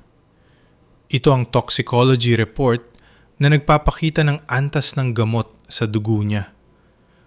At ito, huminto siya ng madamdamin. Ito ang video ng akusado na naglalagay ng gamot sa kape ng ina ko sa bus terminal noong Marso 12 ng taong ito. Isinaksak ni Angelica ang flash drive sa computer ng courtroom. Umilaw ang screen at nandoon si Ricardo sa malabong black and white video. Lumilingon sa paligid, naglalagay ng puting pulbos sa tasa ng kape. Inaabot ito sa akin ng may ngiti. Malinaw na makikita ang akusado na naglalagay ng substance, patuloy ni Angelica. At dito, pinabilis niya ang video. Ang akusado na binubuhat ang biktima na nasa ilalim na ng epekto ng gamot pasakay ng bus. Pansinin na halos hindi na siya makalakad. At dito, isa pang fast forward. Ang akusado na umaalis ng bus nang hindi lumilingon habang ang biktima ay naiwan mag-isa. Drogado, may peking tiket sa pangalang Maria Santos. Destinasyong Davao. Natahimik ang buong kwarto. Tumingin ang judge kay Ricardo na may ekspresyong hinding-hindi ko makakalimutan. Pandidire, pagkasuklam, at nagtitimping galit. Mr. Prado, may sasabihin ka ba sa iyong depensa? Sa wakas ay nahanap ni Ricardo ang boses niya. Pero hindi na ito ang kumpiyansang boses kanina. Boses na ito ng isang desperadong lalaki. Your Honor, set up ito. Nalilito ang asawa ko. Na-trauma siya. Hindi niya alam ang sinasabi niya. Alam na alam ko ang sinasabi ko. Nagsalita ako. Ayon ang unang beses na ibinuka ko ang bibig ko simula nang pumasok ako sa kwarto. Lumingon ang lahat para tumingin sa akin. Alam kong nilagyan mo ng gamot ang kape ko. Alam kong bumulong ka sa tainga ko na sa loob ng isang oras, hindi ko na maaalala kahit ang sarili kong pangalan. Alam kong bumili ka ng tiket papuntang Davao sa pangalang Maria Santos para ipadala ako sa malayong lugar ng walang alaala, walang pagkakakilanlan, walang buhay. Matatag ang boses ko. Mas matatag kaysa sa inaasahan ko. Alam kong may kabit ka na naggangalang Jessica, na may utang kang halos 50 milyong piso sa isang loan shark at naplinano mo ang lahat ng ito para makuha ang pera ko. Ang perang pinaghirapan ko, ang mga tindahan na itinayo ko, ang mga ari-arian na naipundar ko habang nagpapanggap kang may kumpanya. Namumutla si Ricardo na parang papel, nanginginig, pinagpapawisan. Carmela, mahal ko. May papaliwanag ko. Huwag mo akong tawaging mahal. Ang boses ko ay humiwa na parang kutsilyo. Nawala ang karapatan mong tumawag niyan nung sinubukan mo akong burahin sa mundo. Lumapit si Angelica sa tabi ko. Ipinatong ang kamay sa balikat ko. Your Honor, bukod sa physical evidence, meron din kaming testimonial evidence. Ang pharmacist na nagbenta ng gamot ay nagbigay na ng salaysay sa pulisya. At meron din kami, lumingon siya sa hilera ng mga witness, ng testimonya ng anak ng akusado, si Gabriel Prado, na may alam sa extramarital affair sa loob ng mahigit 1 taon at pumayag na mag-perjury o magsinungaling sa korte pabor sa kanyang ama. Si Gabriel, na nakaupo ng tahimik hanggang sa sandaling yun, ay namutla. Hindi ko... Nasa amin ang mga mensahe, Gabriel, sabi ni Angelica, nakatingin ng direkta sa kanya. Nasa amin ang audio. Dad, naginala ba si Mama? Pamilyar ba yon? Binuka ni Gabriel ang bibig niya para sumagot, pero walang lumabas na tunog. Humarap ulit si Angelica sa judge. Your Honor, hinihiling ko na ang akusado, si Ricardo Prado, ay mailagay sa kustodya habang hinihintay ang paglilitis para sa attempted murder at nabuksan ng investigasyon laban kay Gabriel Prado para sa conspiracy to commit perjury at obstruction of justice. Tumango ang judge. Granted, bailiff, pakiusap. At biglang bumukas ng padabog ang pinto ng courtroom. Isang babae ang tumakbo papasok. Platinum blonde, mahahaba ang kuko, masikip na damit. Jessica. Ricardo! Ricardo, ano nangyayari? Tumakbo siya palapit sa kanya nang hindi na pagtatanto ang nangyayari sa kwarto. Nang hindi napapansin na pumasok siya sa kalagitnaan ng isang hearing. Nang hindi napapansin, nangandoon ako. At pagkatapos ay nakita niya ako. Ang mukha niya ay dumaan sa iba't ibang ekspresyon sa loob ng wala pang 1 segundo. Pagkalito, pagkilala, takot. Ikaw, buhay ka? Surprise, sabi ko. Napahatras si Jessica, natisod sa sarili niyang takong. Wala akong alam. Sabi niya maghihiwalay na kayo. Nangako siya na magiging maayos ang lahat. Nangako siya ng maraming bagay, hindi ba? Sabi ni Angelica. Nanggakong iwan niya ang nanay ko. Nanggakong yayaman siya. Nanggakong mamumuhay kayo ng maligaya habang buhay.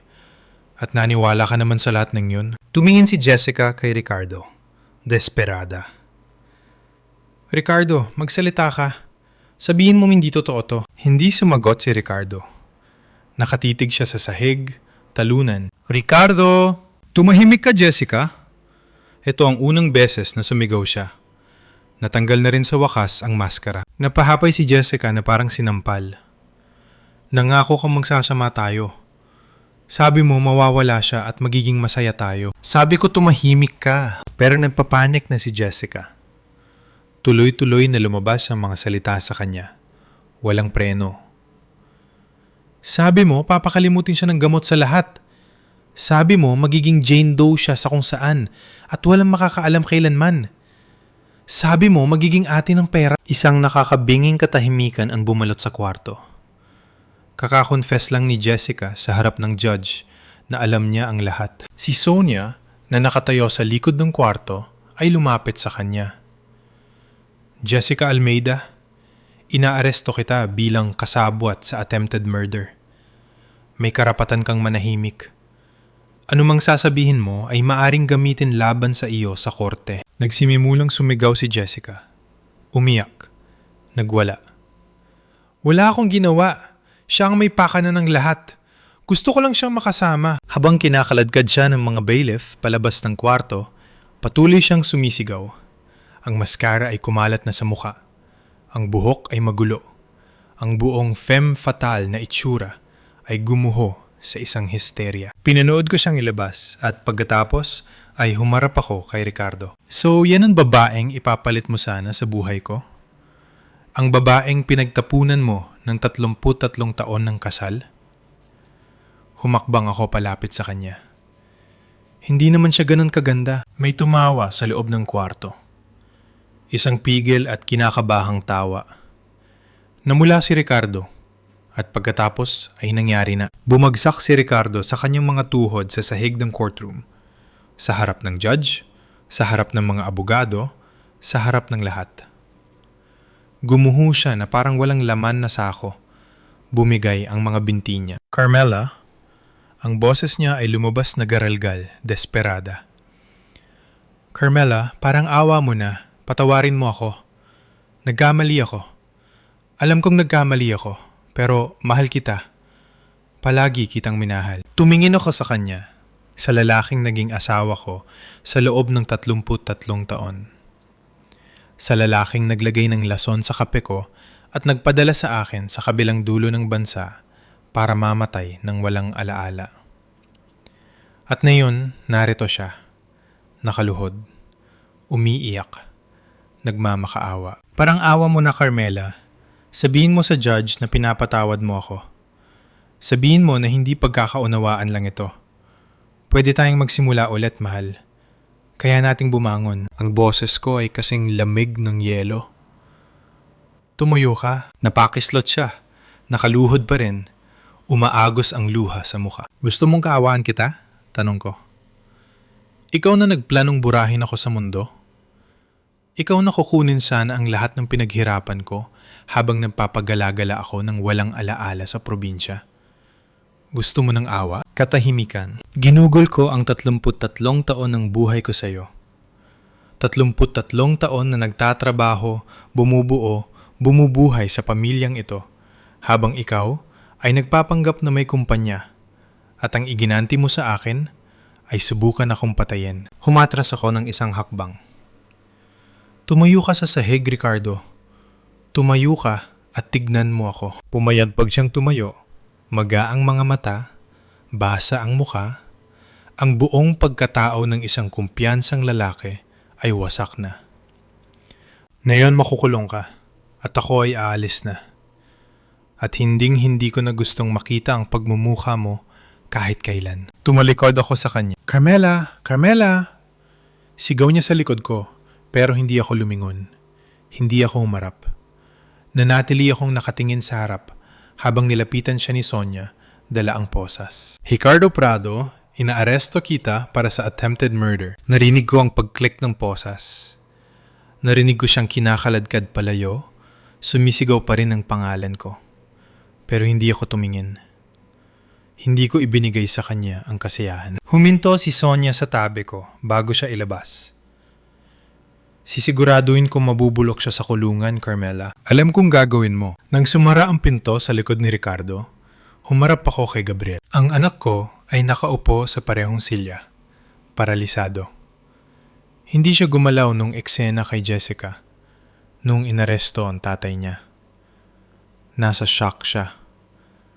Tumayo si Angelica sa tabi ko. Gabriel, sabi niya, ang boses ay yelo. May sasabihin ka ba? Tumingin siya sa akin, sa mga mata ng inang tinraidor niya.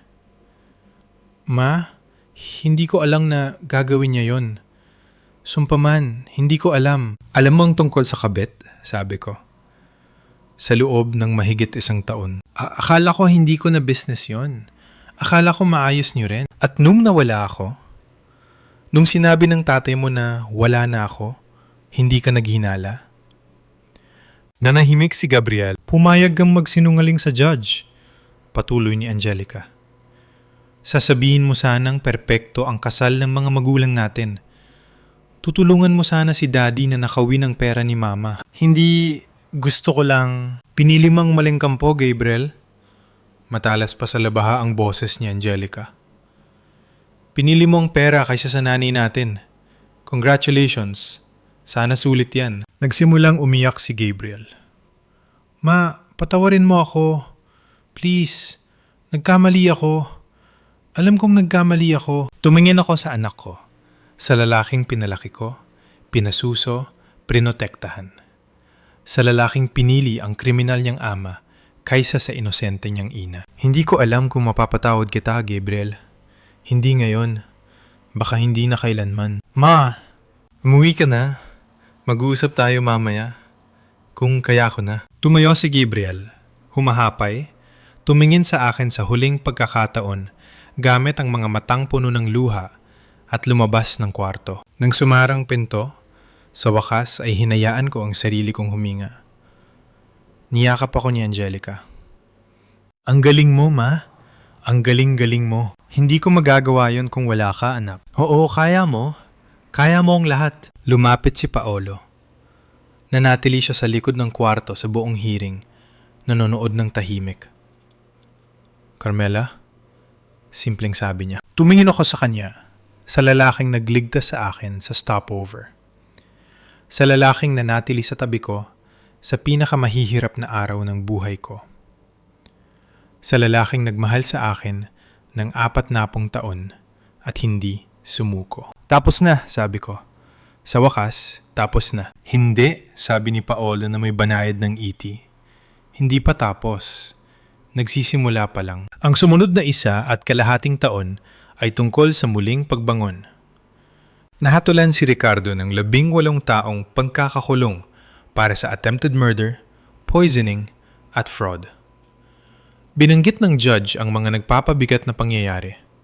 Ang premeditation, ang kalupitan ng pamamaraan, ang tangkang pagnanakaw ng ari-arian ng biktima, at nagbigay ng mabigat na sentensya. Nakuha ni Jessica ang 4 na taon bilang kasabwat. Sa paglilitis sa kanya, sinubukan niyang magpabiktima. Sinabing minanipula siya ni Ricardo na hindi niya alam ang buong plano. Pero, nandoon ang mga text, ang ebidensya, at walang awa ang hurado. Nabalitaan ko kinalaunan na gumuho ang buhay niya. Nawala ang lahat ng kliyente niya sa personal training. Tinanggal siya sa gym na pinagtatrabahuhan niya. Nawala ang followers niya sa Instagram. Sinabi ng isa sa mga empleyado ko na nakita siya noong isang araw na nagtatrabaho bilang kahera sa isang supermarket sa Quezon City. Nakatali ang buhok, nakaasol na uniforme, walang makeup, hindi makilala. Ma'am Carmela, hindi ka maniniwala kung sino ang nag-scan ng pinamili ko kahapon. Naniwala ako at wala akong naramdamang awa. Hindi nakulong si Gabriel. Nadetermina ng piskalya na wala siyang direktang kinalaman sa krimen, tanging prior knowledge lang sa affair. Pero sira ang reputasyon niya. Nasa lahat ng dyaryo ang kwento. Anak, alam ang plano ng ama na lasunin ng ina, na nahimik. Nawalan siya ng trabaho, mga kaibigan, girlfriend. Dapat ay nakaramdam ako ng kasiyahan. Nakamit ang hustisya. Pero ang naramdaman ko ay isang malaking kahungkagan. Bumalik ako sa Maynila 2 linggo matapos ang paglilitis. Binawi ko ang pamamahala sa mga butik ko na pinatakbo ng maayos ng mga manager ko habang wala ako. Maganda ang benta, pero kailangan kong gumalik. Kailangan ko ng normal na buhay. Bumalik si Paolo sa practice niya sa probinsya.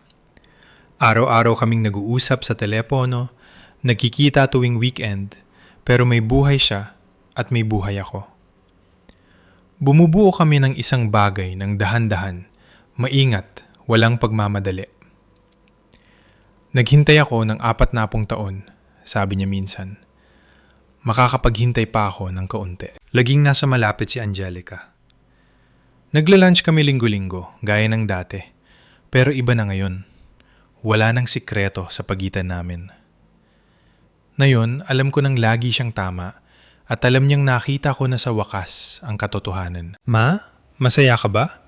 Tanong niya sa akin sa isa sa mga tanghalian namin. Sinusubukan ko, anak. Isang araw sa bawat pagkakataon, nakakatulong si Paolo? Numiti ako. Sobrang nakakatulong. Gumanti ng ngiti si Angelica. Mabuti. Deserve mo ang taong trinato ka ng tama. At pagkatapos, halos 2 taon matapos ang paglilitis, nagpakita si Gabriel. Nasa tindahan ako. Nagche-check ng shipment para sa Pasko nang lapitan ako ng isa sa mga empleyado ko. Ma'am Carmela, may lalaki po sa labas na naghahanap sa inyo. Anak niyo daw po. Kumabog ang dibdib ko. Hindi ko pa nakakausap si Gabriel simula nung araw sa korte. Hindi ko sinasagot ang mga tawag niya. Hindi nagre-reply sa mga text niya. Hindi pa ako handa. Pero narito siya at kailangan ko itong harapin. Pumunta ako sa harap ng tindahan. Nakatayo si Gabriel sa sidewalk sa labas. Iba ang itsura niya. Mas payat, mas mukhang pagod, hindi ahit, nakasuot ng simpleng damit, malayo sa playboy na kilala ko. Ma, sabi niya nung nakita niya ako. Gabriel. Nanatili kaming tahimik sandali. Ang ingay ng lungsod sa paligid namin, mga sasakyang dumadaan, mga taong nag-uusap, ang normal na buhay ay nagpapatuloy habang nakatitig kami sa isa't isa. Pwede ba akong pumasok? Tanong niya. Anong gusto mo? Mag-usap lang. Nag-alinlangan ako. Parte ng pagkatao ko ang gustong paalisin siya. Parte ng pagkatao ko ang gustong sigawan siya.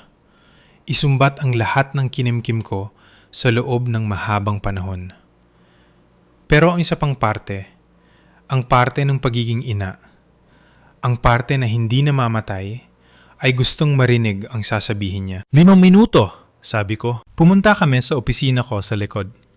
Umupo ako sa likod ng mesa ko.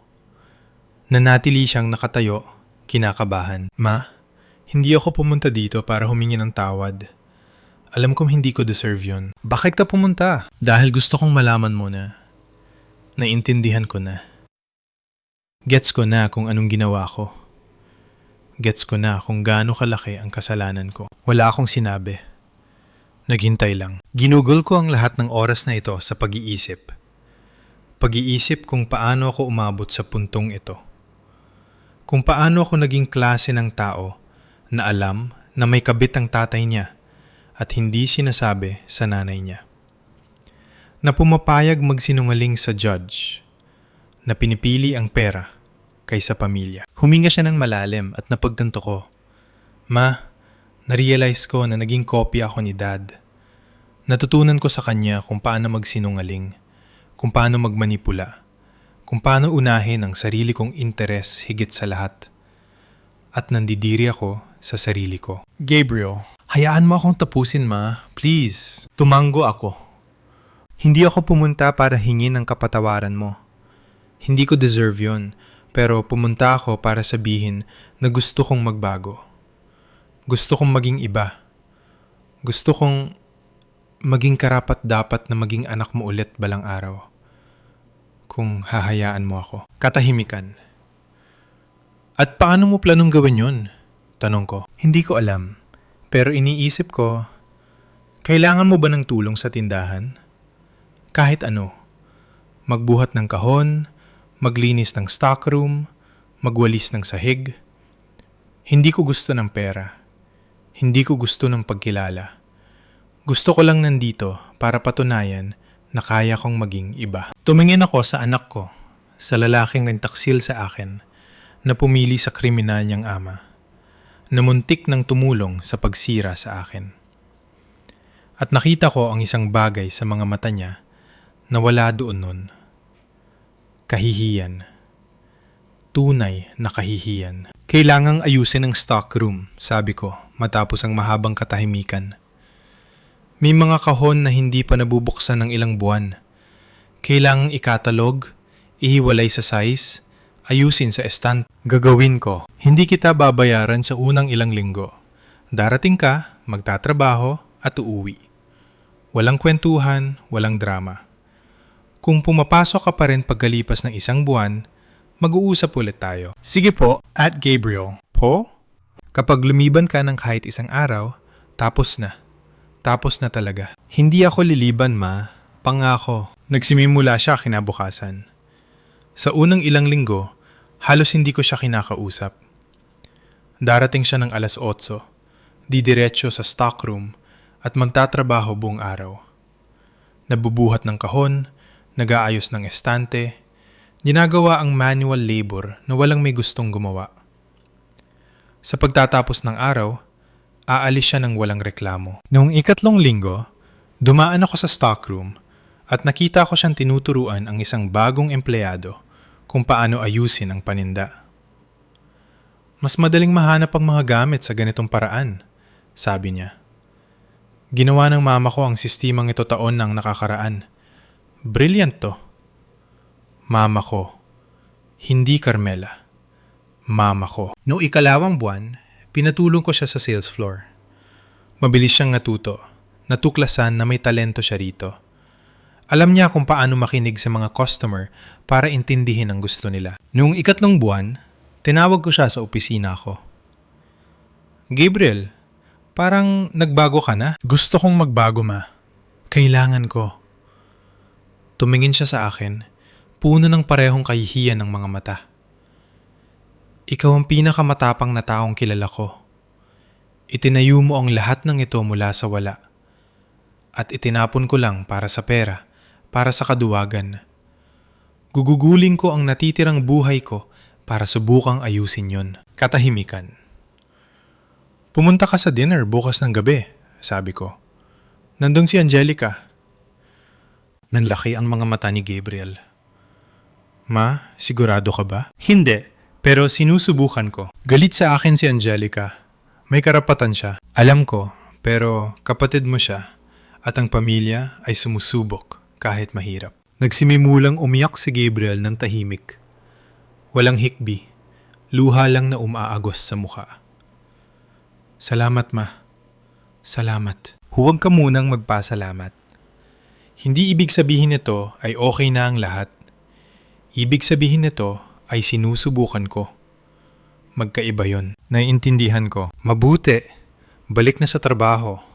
Hindi ayusin ng mga kahon na yan ang sarili nila. Tumawa siya sa gitna ng luha. Basag na tawa, pero tawa pa rin. Yes, ma'am. Pinanood ko siyang lumabas ng opisina. Ang anak ko, ang anak na nagtaksil sa akin, ang anak na sinusubukang magbago. Hindi ko alam kung kaya ko siyang patawarin ng lubusan. Hindi ko alam kung maibabalik pa namin ang dati, kung mayroon man talagang dati na totoo. Pero sinusubukan ko. At sinusubukan din niya. At minsan, ang pagsubok ay ang tanghing magagawa mo. Biyernes ang dinner. Kabado ako buong araw. Niluto ko ang paborito ni Angelica, beef kare-kare, at nagbukas ng bote ng alak na itinatabi ko para sa espesyal na okasyon. Inayos ko ang mesa, naglagay ng bulaklak sa gitna. Pakiramdam ko ay bagong simula ito. At totoo naman. Unang dumating si Angelica. Maganda siya gaya ng lagi. Pero nakikita ko ang tensyon sa mukha niya. Alam niyang darating si Gabriel at hindi pa siya nagpapatawad. Ma? Sigurado ka ba dito? Hindi, pero kailangan kong subukan. Hindi niya deserve. Baka nga hindi, pero kailangan kong malaman kung kaya niyang magbago. At kailangan mo rin. Hindi sumagot si Angelica. Umupo lang sa sofa, nakahalukip-kip, sarado ang ekspresyon. Dumating si Paolo maya-maya. Nagmaneho siya mula sa probinsya para lang sa dinner na ito, para lang makasama sa tabi ko. Pagpasok niya, tumayo si Angelica at niyakap siya. Good evening, Paolo. Salamat at nandito ka. Hindi ko to palalampasin. At pagkatapos ay tumunog ang doorbell. Gabriel. Pumunta ako para buksan ang pinto. Nakatayo siya sa hallway, may hawak na cake at bouquet ng bulaklak. Mukha siyang tinedyer sa first date. Kabado, awkward, sinusubukang magpa-impress. Ma. Pasok ka, Gabriel. Pumasok siya, lumingon sa paligid ng kondo. Ang kondo kung saan siya lumaki. Kung saan niya ginugol ang kabataan niya. At pagkatapos ay nakita niya si Angelica. Nagtitigan sila ng matagal. Magkapatid, ang taksil at ang tapat. Ang pumili sa ama at ang pumili sa ina. Angelica, sabi ni Gabriel. Gabriel? Ang boses niya ay nagyayelo. Walang emosyon. Walang kapatawaran. Alam kong galit ka sa akin. At tama ka naman. Naging duwag ako, traidor. Tigil! Pinutol siya ni Angelica. Ayokong marinig ang mga palisot mo. Hindi ngayon. Baka hindi kailanman. Isinara ni Gabriel ang bibig niya. Narito ako dahil hiniling ni Mama. Dahil gusto niyang subukan. Pero hindi ibig sabihin noon ay pinapatawad kita. Hindi ibig sabihin noon ay nakalimutan ko na. Ibig sabihin lang nito ay handa akong makasama ka sa iisang kwarto para sa kapakanan niya. Maliwanag? Maliwanag. Mabuti. Kumain na tayo. Awkward ang dinner. Tensyonado. Tahimik minsan. Pilit na masaya sa ibang oras. Ginawa ni Paolo ang lahat para dumaloy ang usapan. Nagkukwento tungkol sa trabaho, sa balita, kahit ano na hindi tungkol sa elepante sa kwarto. Halos hindi nagsalita si Gabriel. Mabagal siyang kumain, sumasagot kapag tinatanong, pero hindi nagbubukas ng usapan. Alam niyang hindi siya welcome. Alam niyang nandoon siya dahil sa toleransya, hindi pagtanggap. Hindi siya pinapansin ni Angelica. Kinakausap niya ako, kinakausap niya si Paolo, pero hindi siya tumitingin sa kapatid niya. Para itong hangin. At pagkatapos, sa dessert, nangyari na. Naglagay ako ng leche flan, isa pang recipe ng pamilya. Inilapag ko ang mga plato sa mesa at umupo. Bago tayo kumain, sabi ko. Gusto ko mag-toast. Tumingin sa akin ang lahat. Mahigit 2 taon na ang nakakaraan, nasa boss ako papuntang wala. Lason ng lalakin, akala ko ay nagmamahal sa akin. Dapat ay magigising ako na walang alaala, walang pagkakakilanlan, walang buhay. Pero nagising ako at narito ako. Nanyinig ang boses ko, pero nagpatuloy ako. Marami akong nawala sa mga taong ito. Nawala ang 33 taon ng kasal na nalaman kong kasinungalingan pala. Nawala ang imahe na mayroon ako sa anak ko. Nawala ang inosensya ko, ang paniniwala na hindi tayo sasaktan ng mga taong mahal natin. Nagsimimulang tumulo ang luha sa mukha ko. Pero may nakuha rin ako. Nakuha ko ang katiyakan na ang anak kong babae ay ang pinakatapat, pinakamatapang na tao na kilala ko. Tumingin ako kay Angelica. Umiiyak na rin siya. Nakuha ko ang pangalawang pagkakataon kasama ang lalaking nagmahal sa akin ng 40 taon at hindi sumuko sa akin. Tumingin ako kay Paolo. Ngumiti siya. Nagniningning ang mga mata. At nakuha ko ang pag-asa na ang tao ay pwedeng magbago. Na ang pagkakamali ay hindi kailang maging katapusan. Na ang pamilya, kahit wasak na, ay pwedeng subukang buuin ulit ang sarili. Tumingin ako kay Gabriel. Umiiyak siya ng tahimik.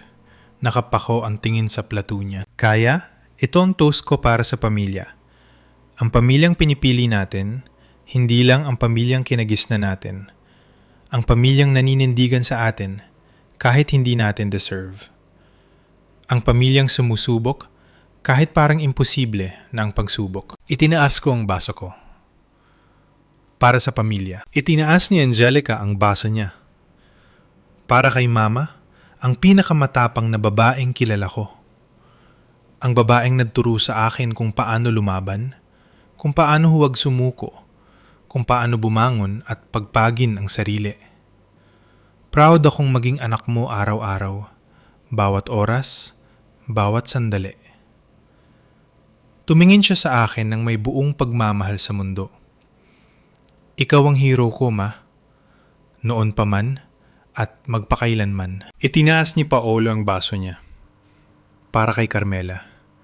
Ang babaeng minahal ko buong buhay ko at hindi nagkaroon ng lakas ng loob na sabihin noon.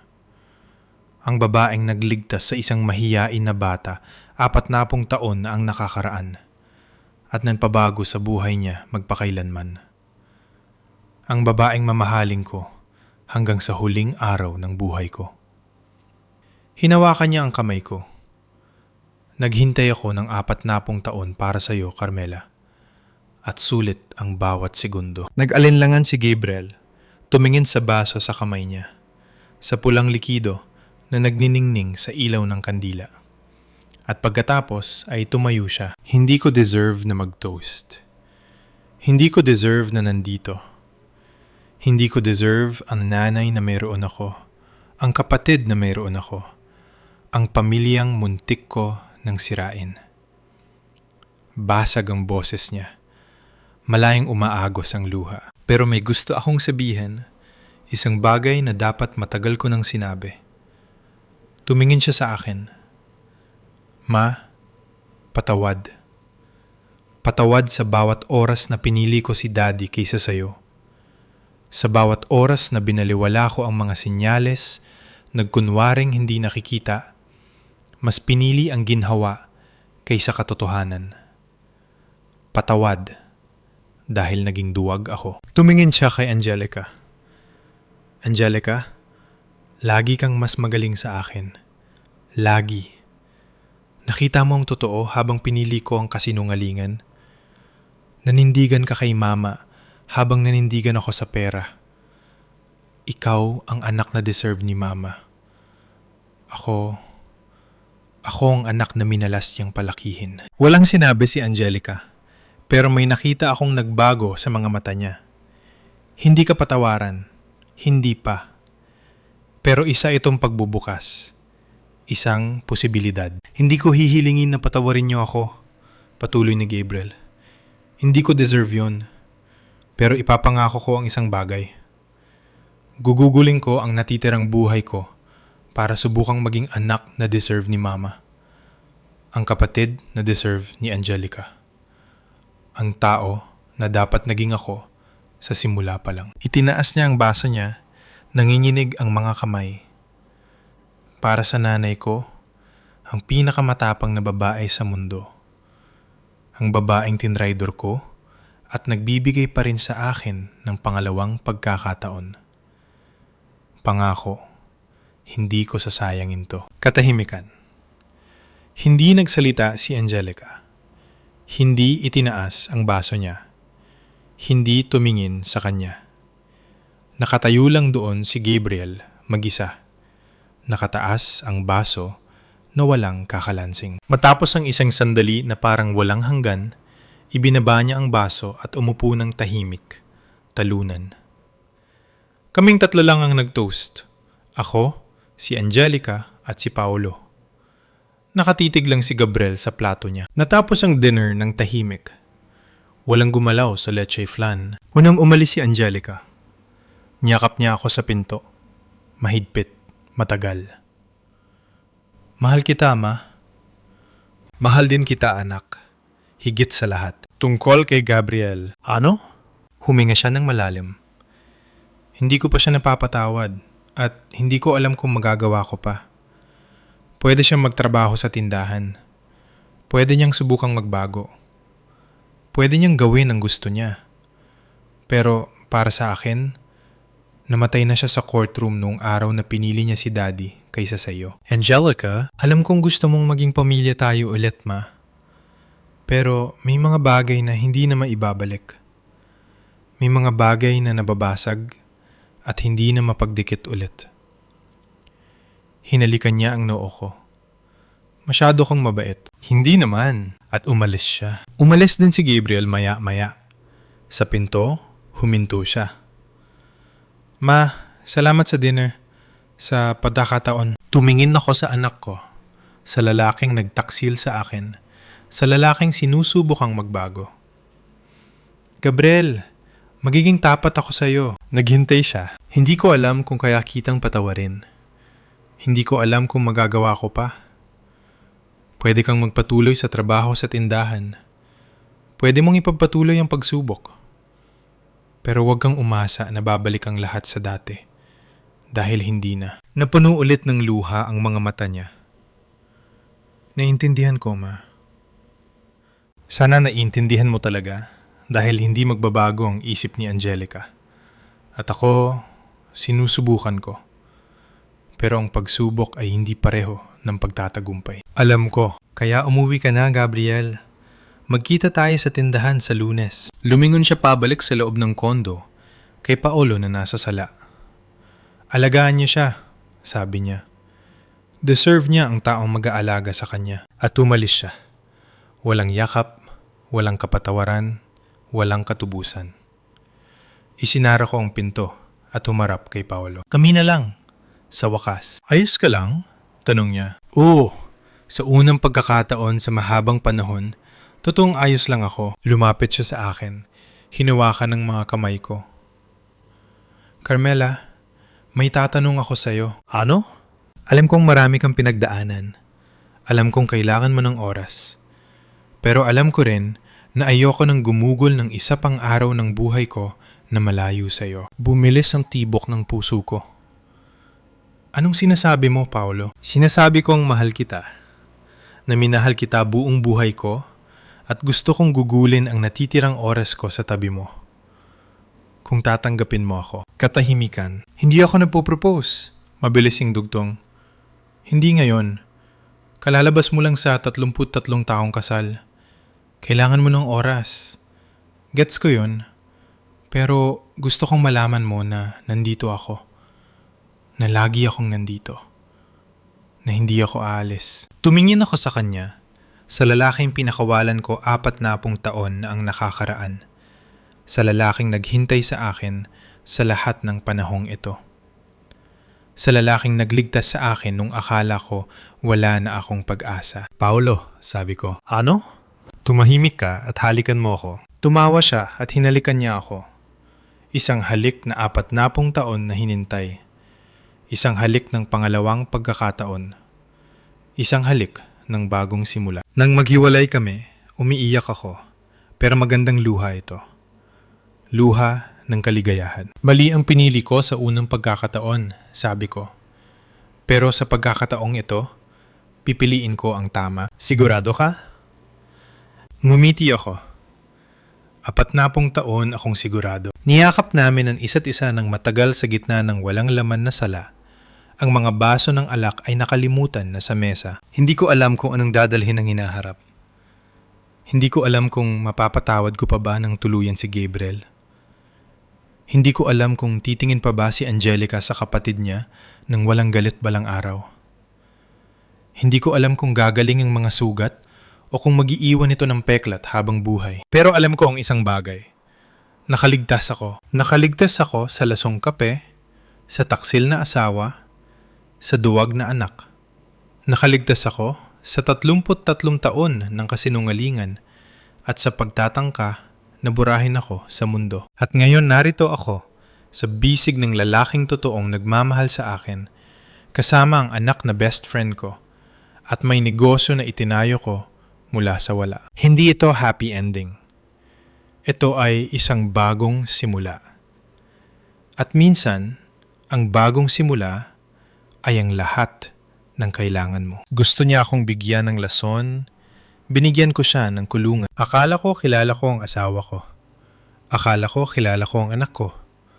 Ipinakita sa akin ng buhay na makikilala mo lang talaga ang tao kapag kailangan na nilang pumili ng kakampihan.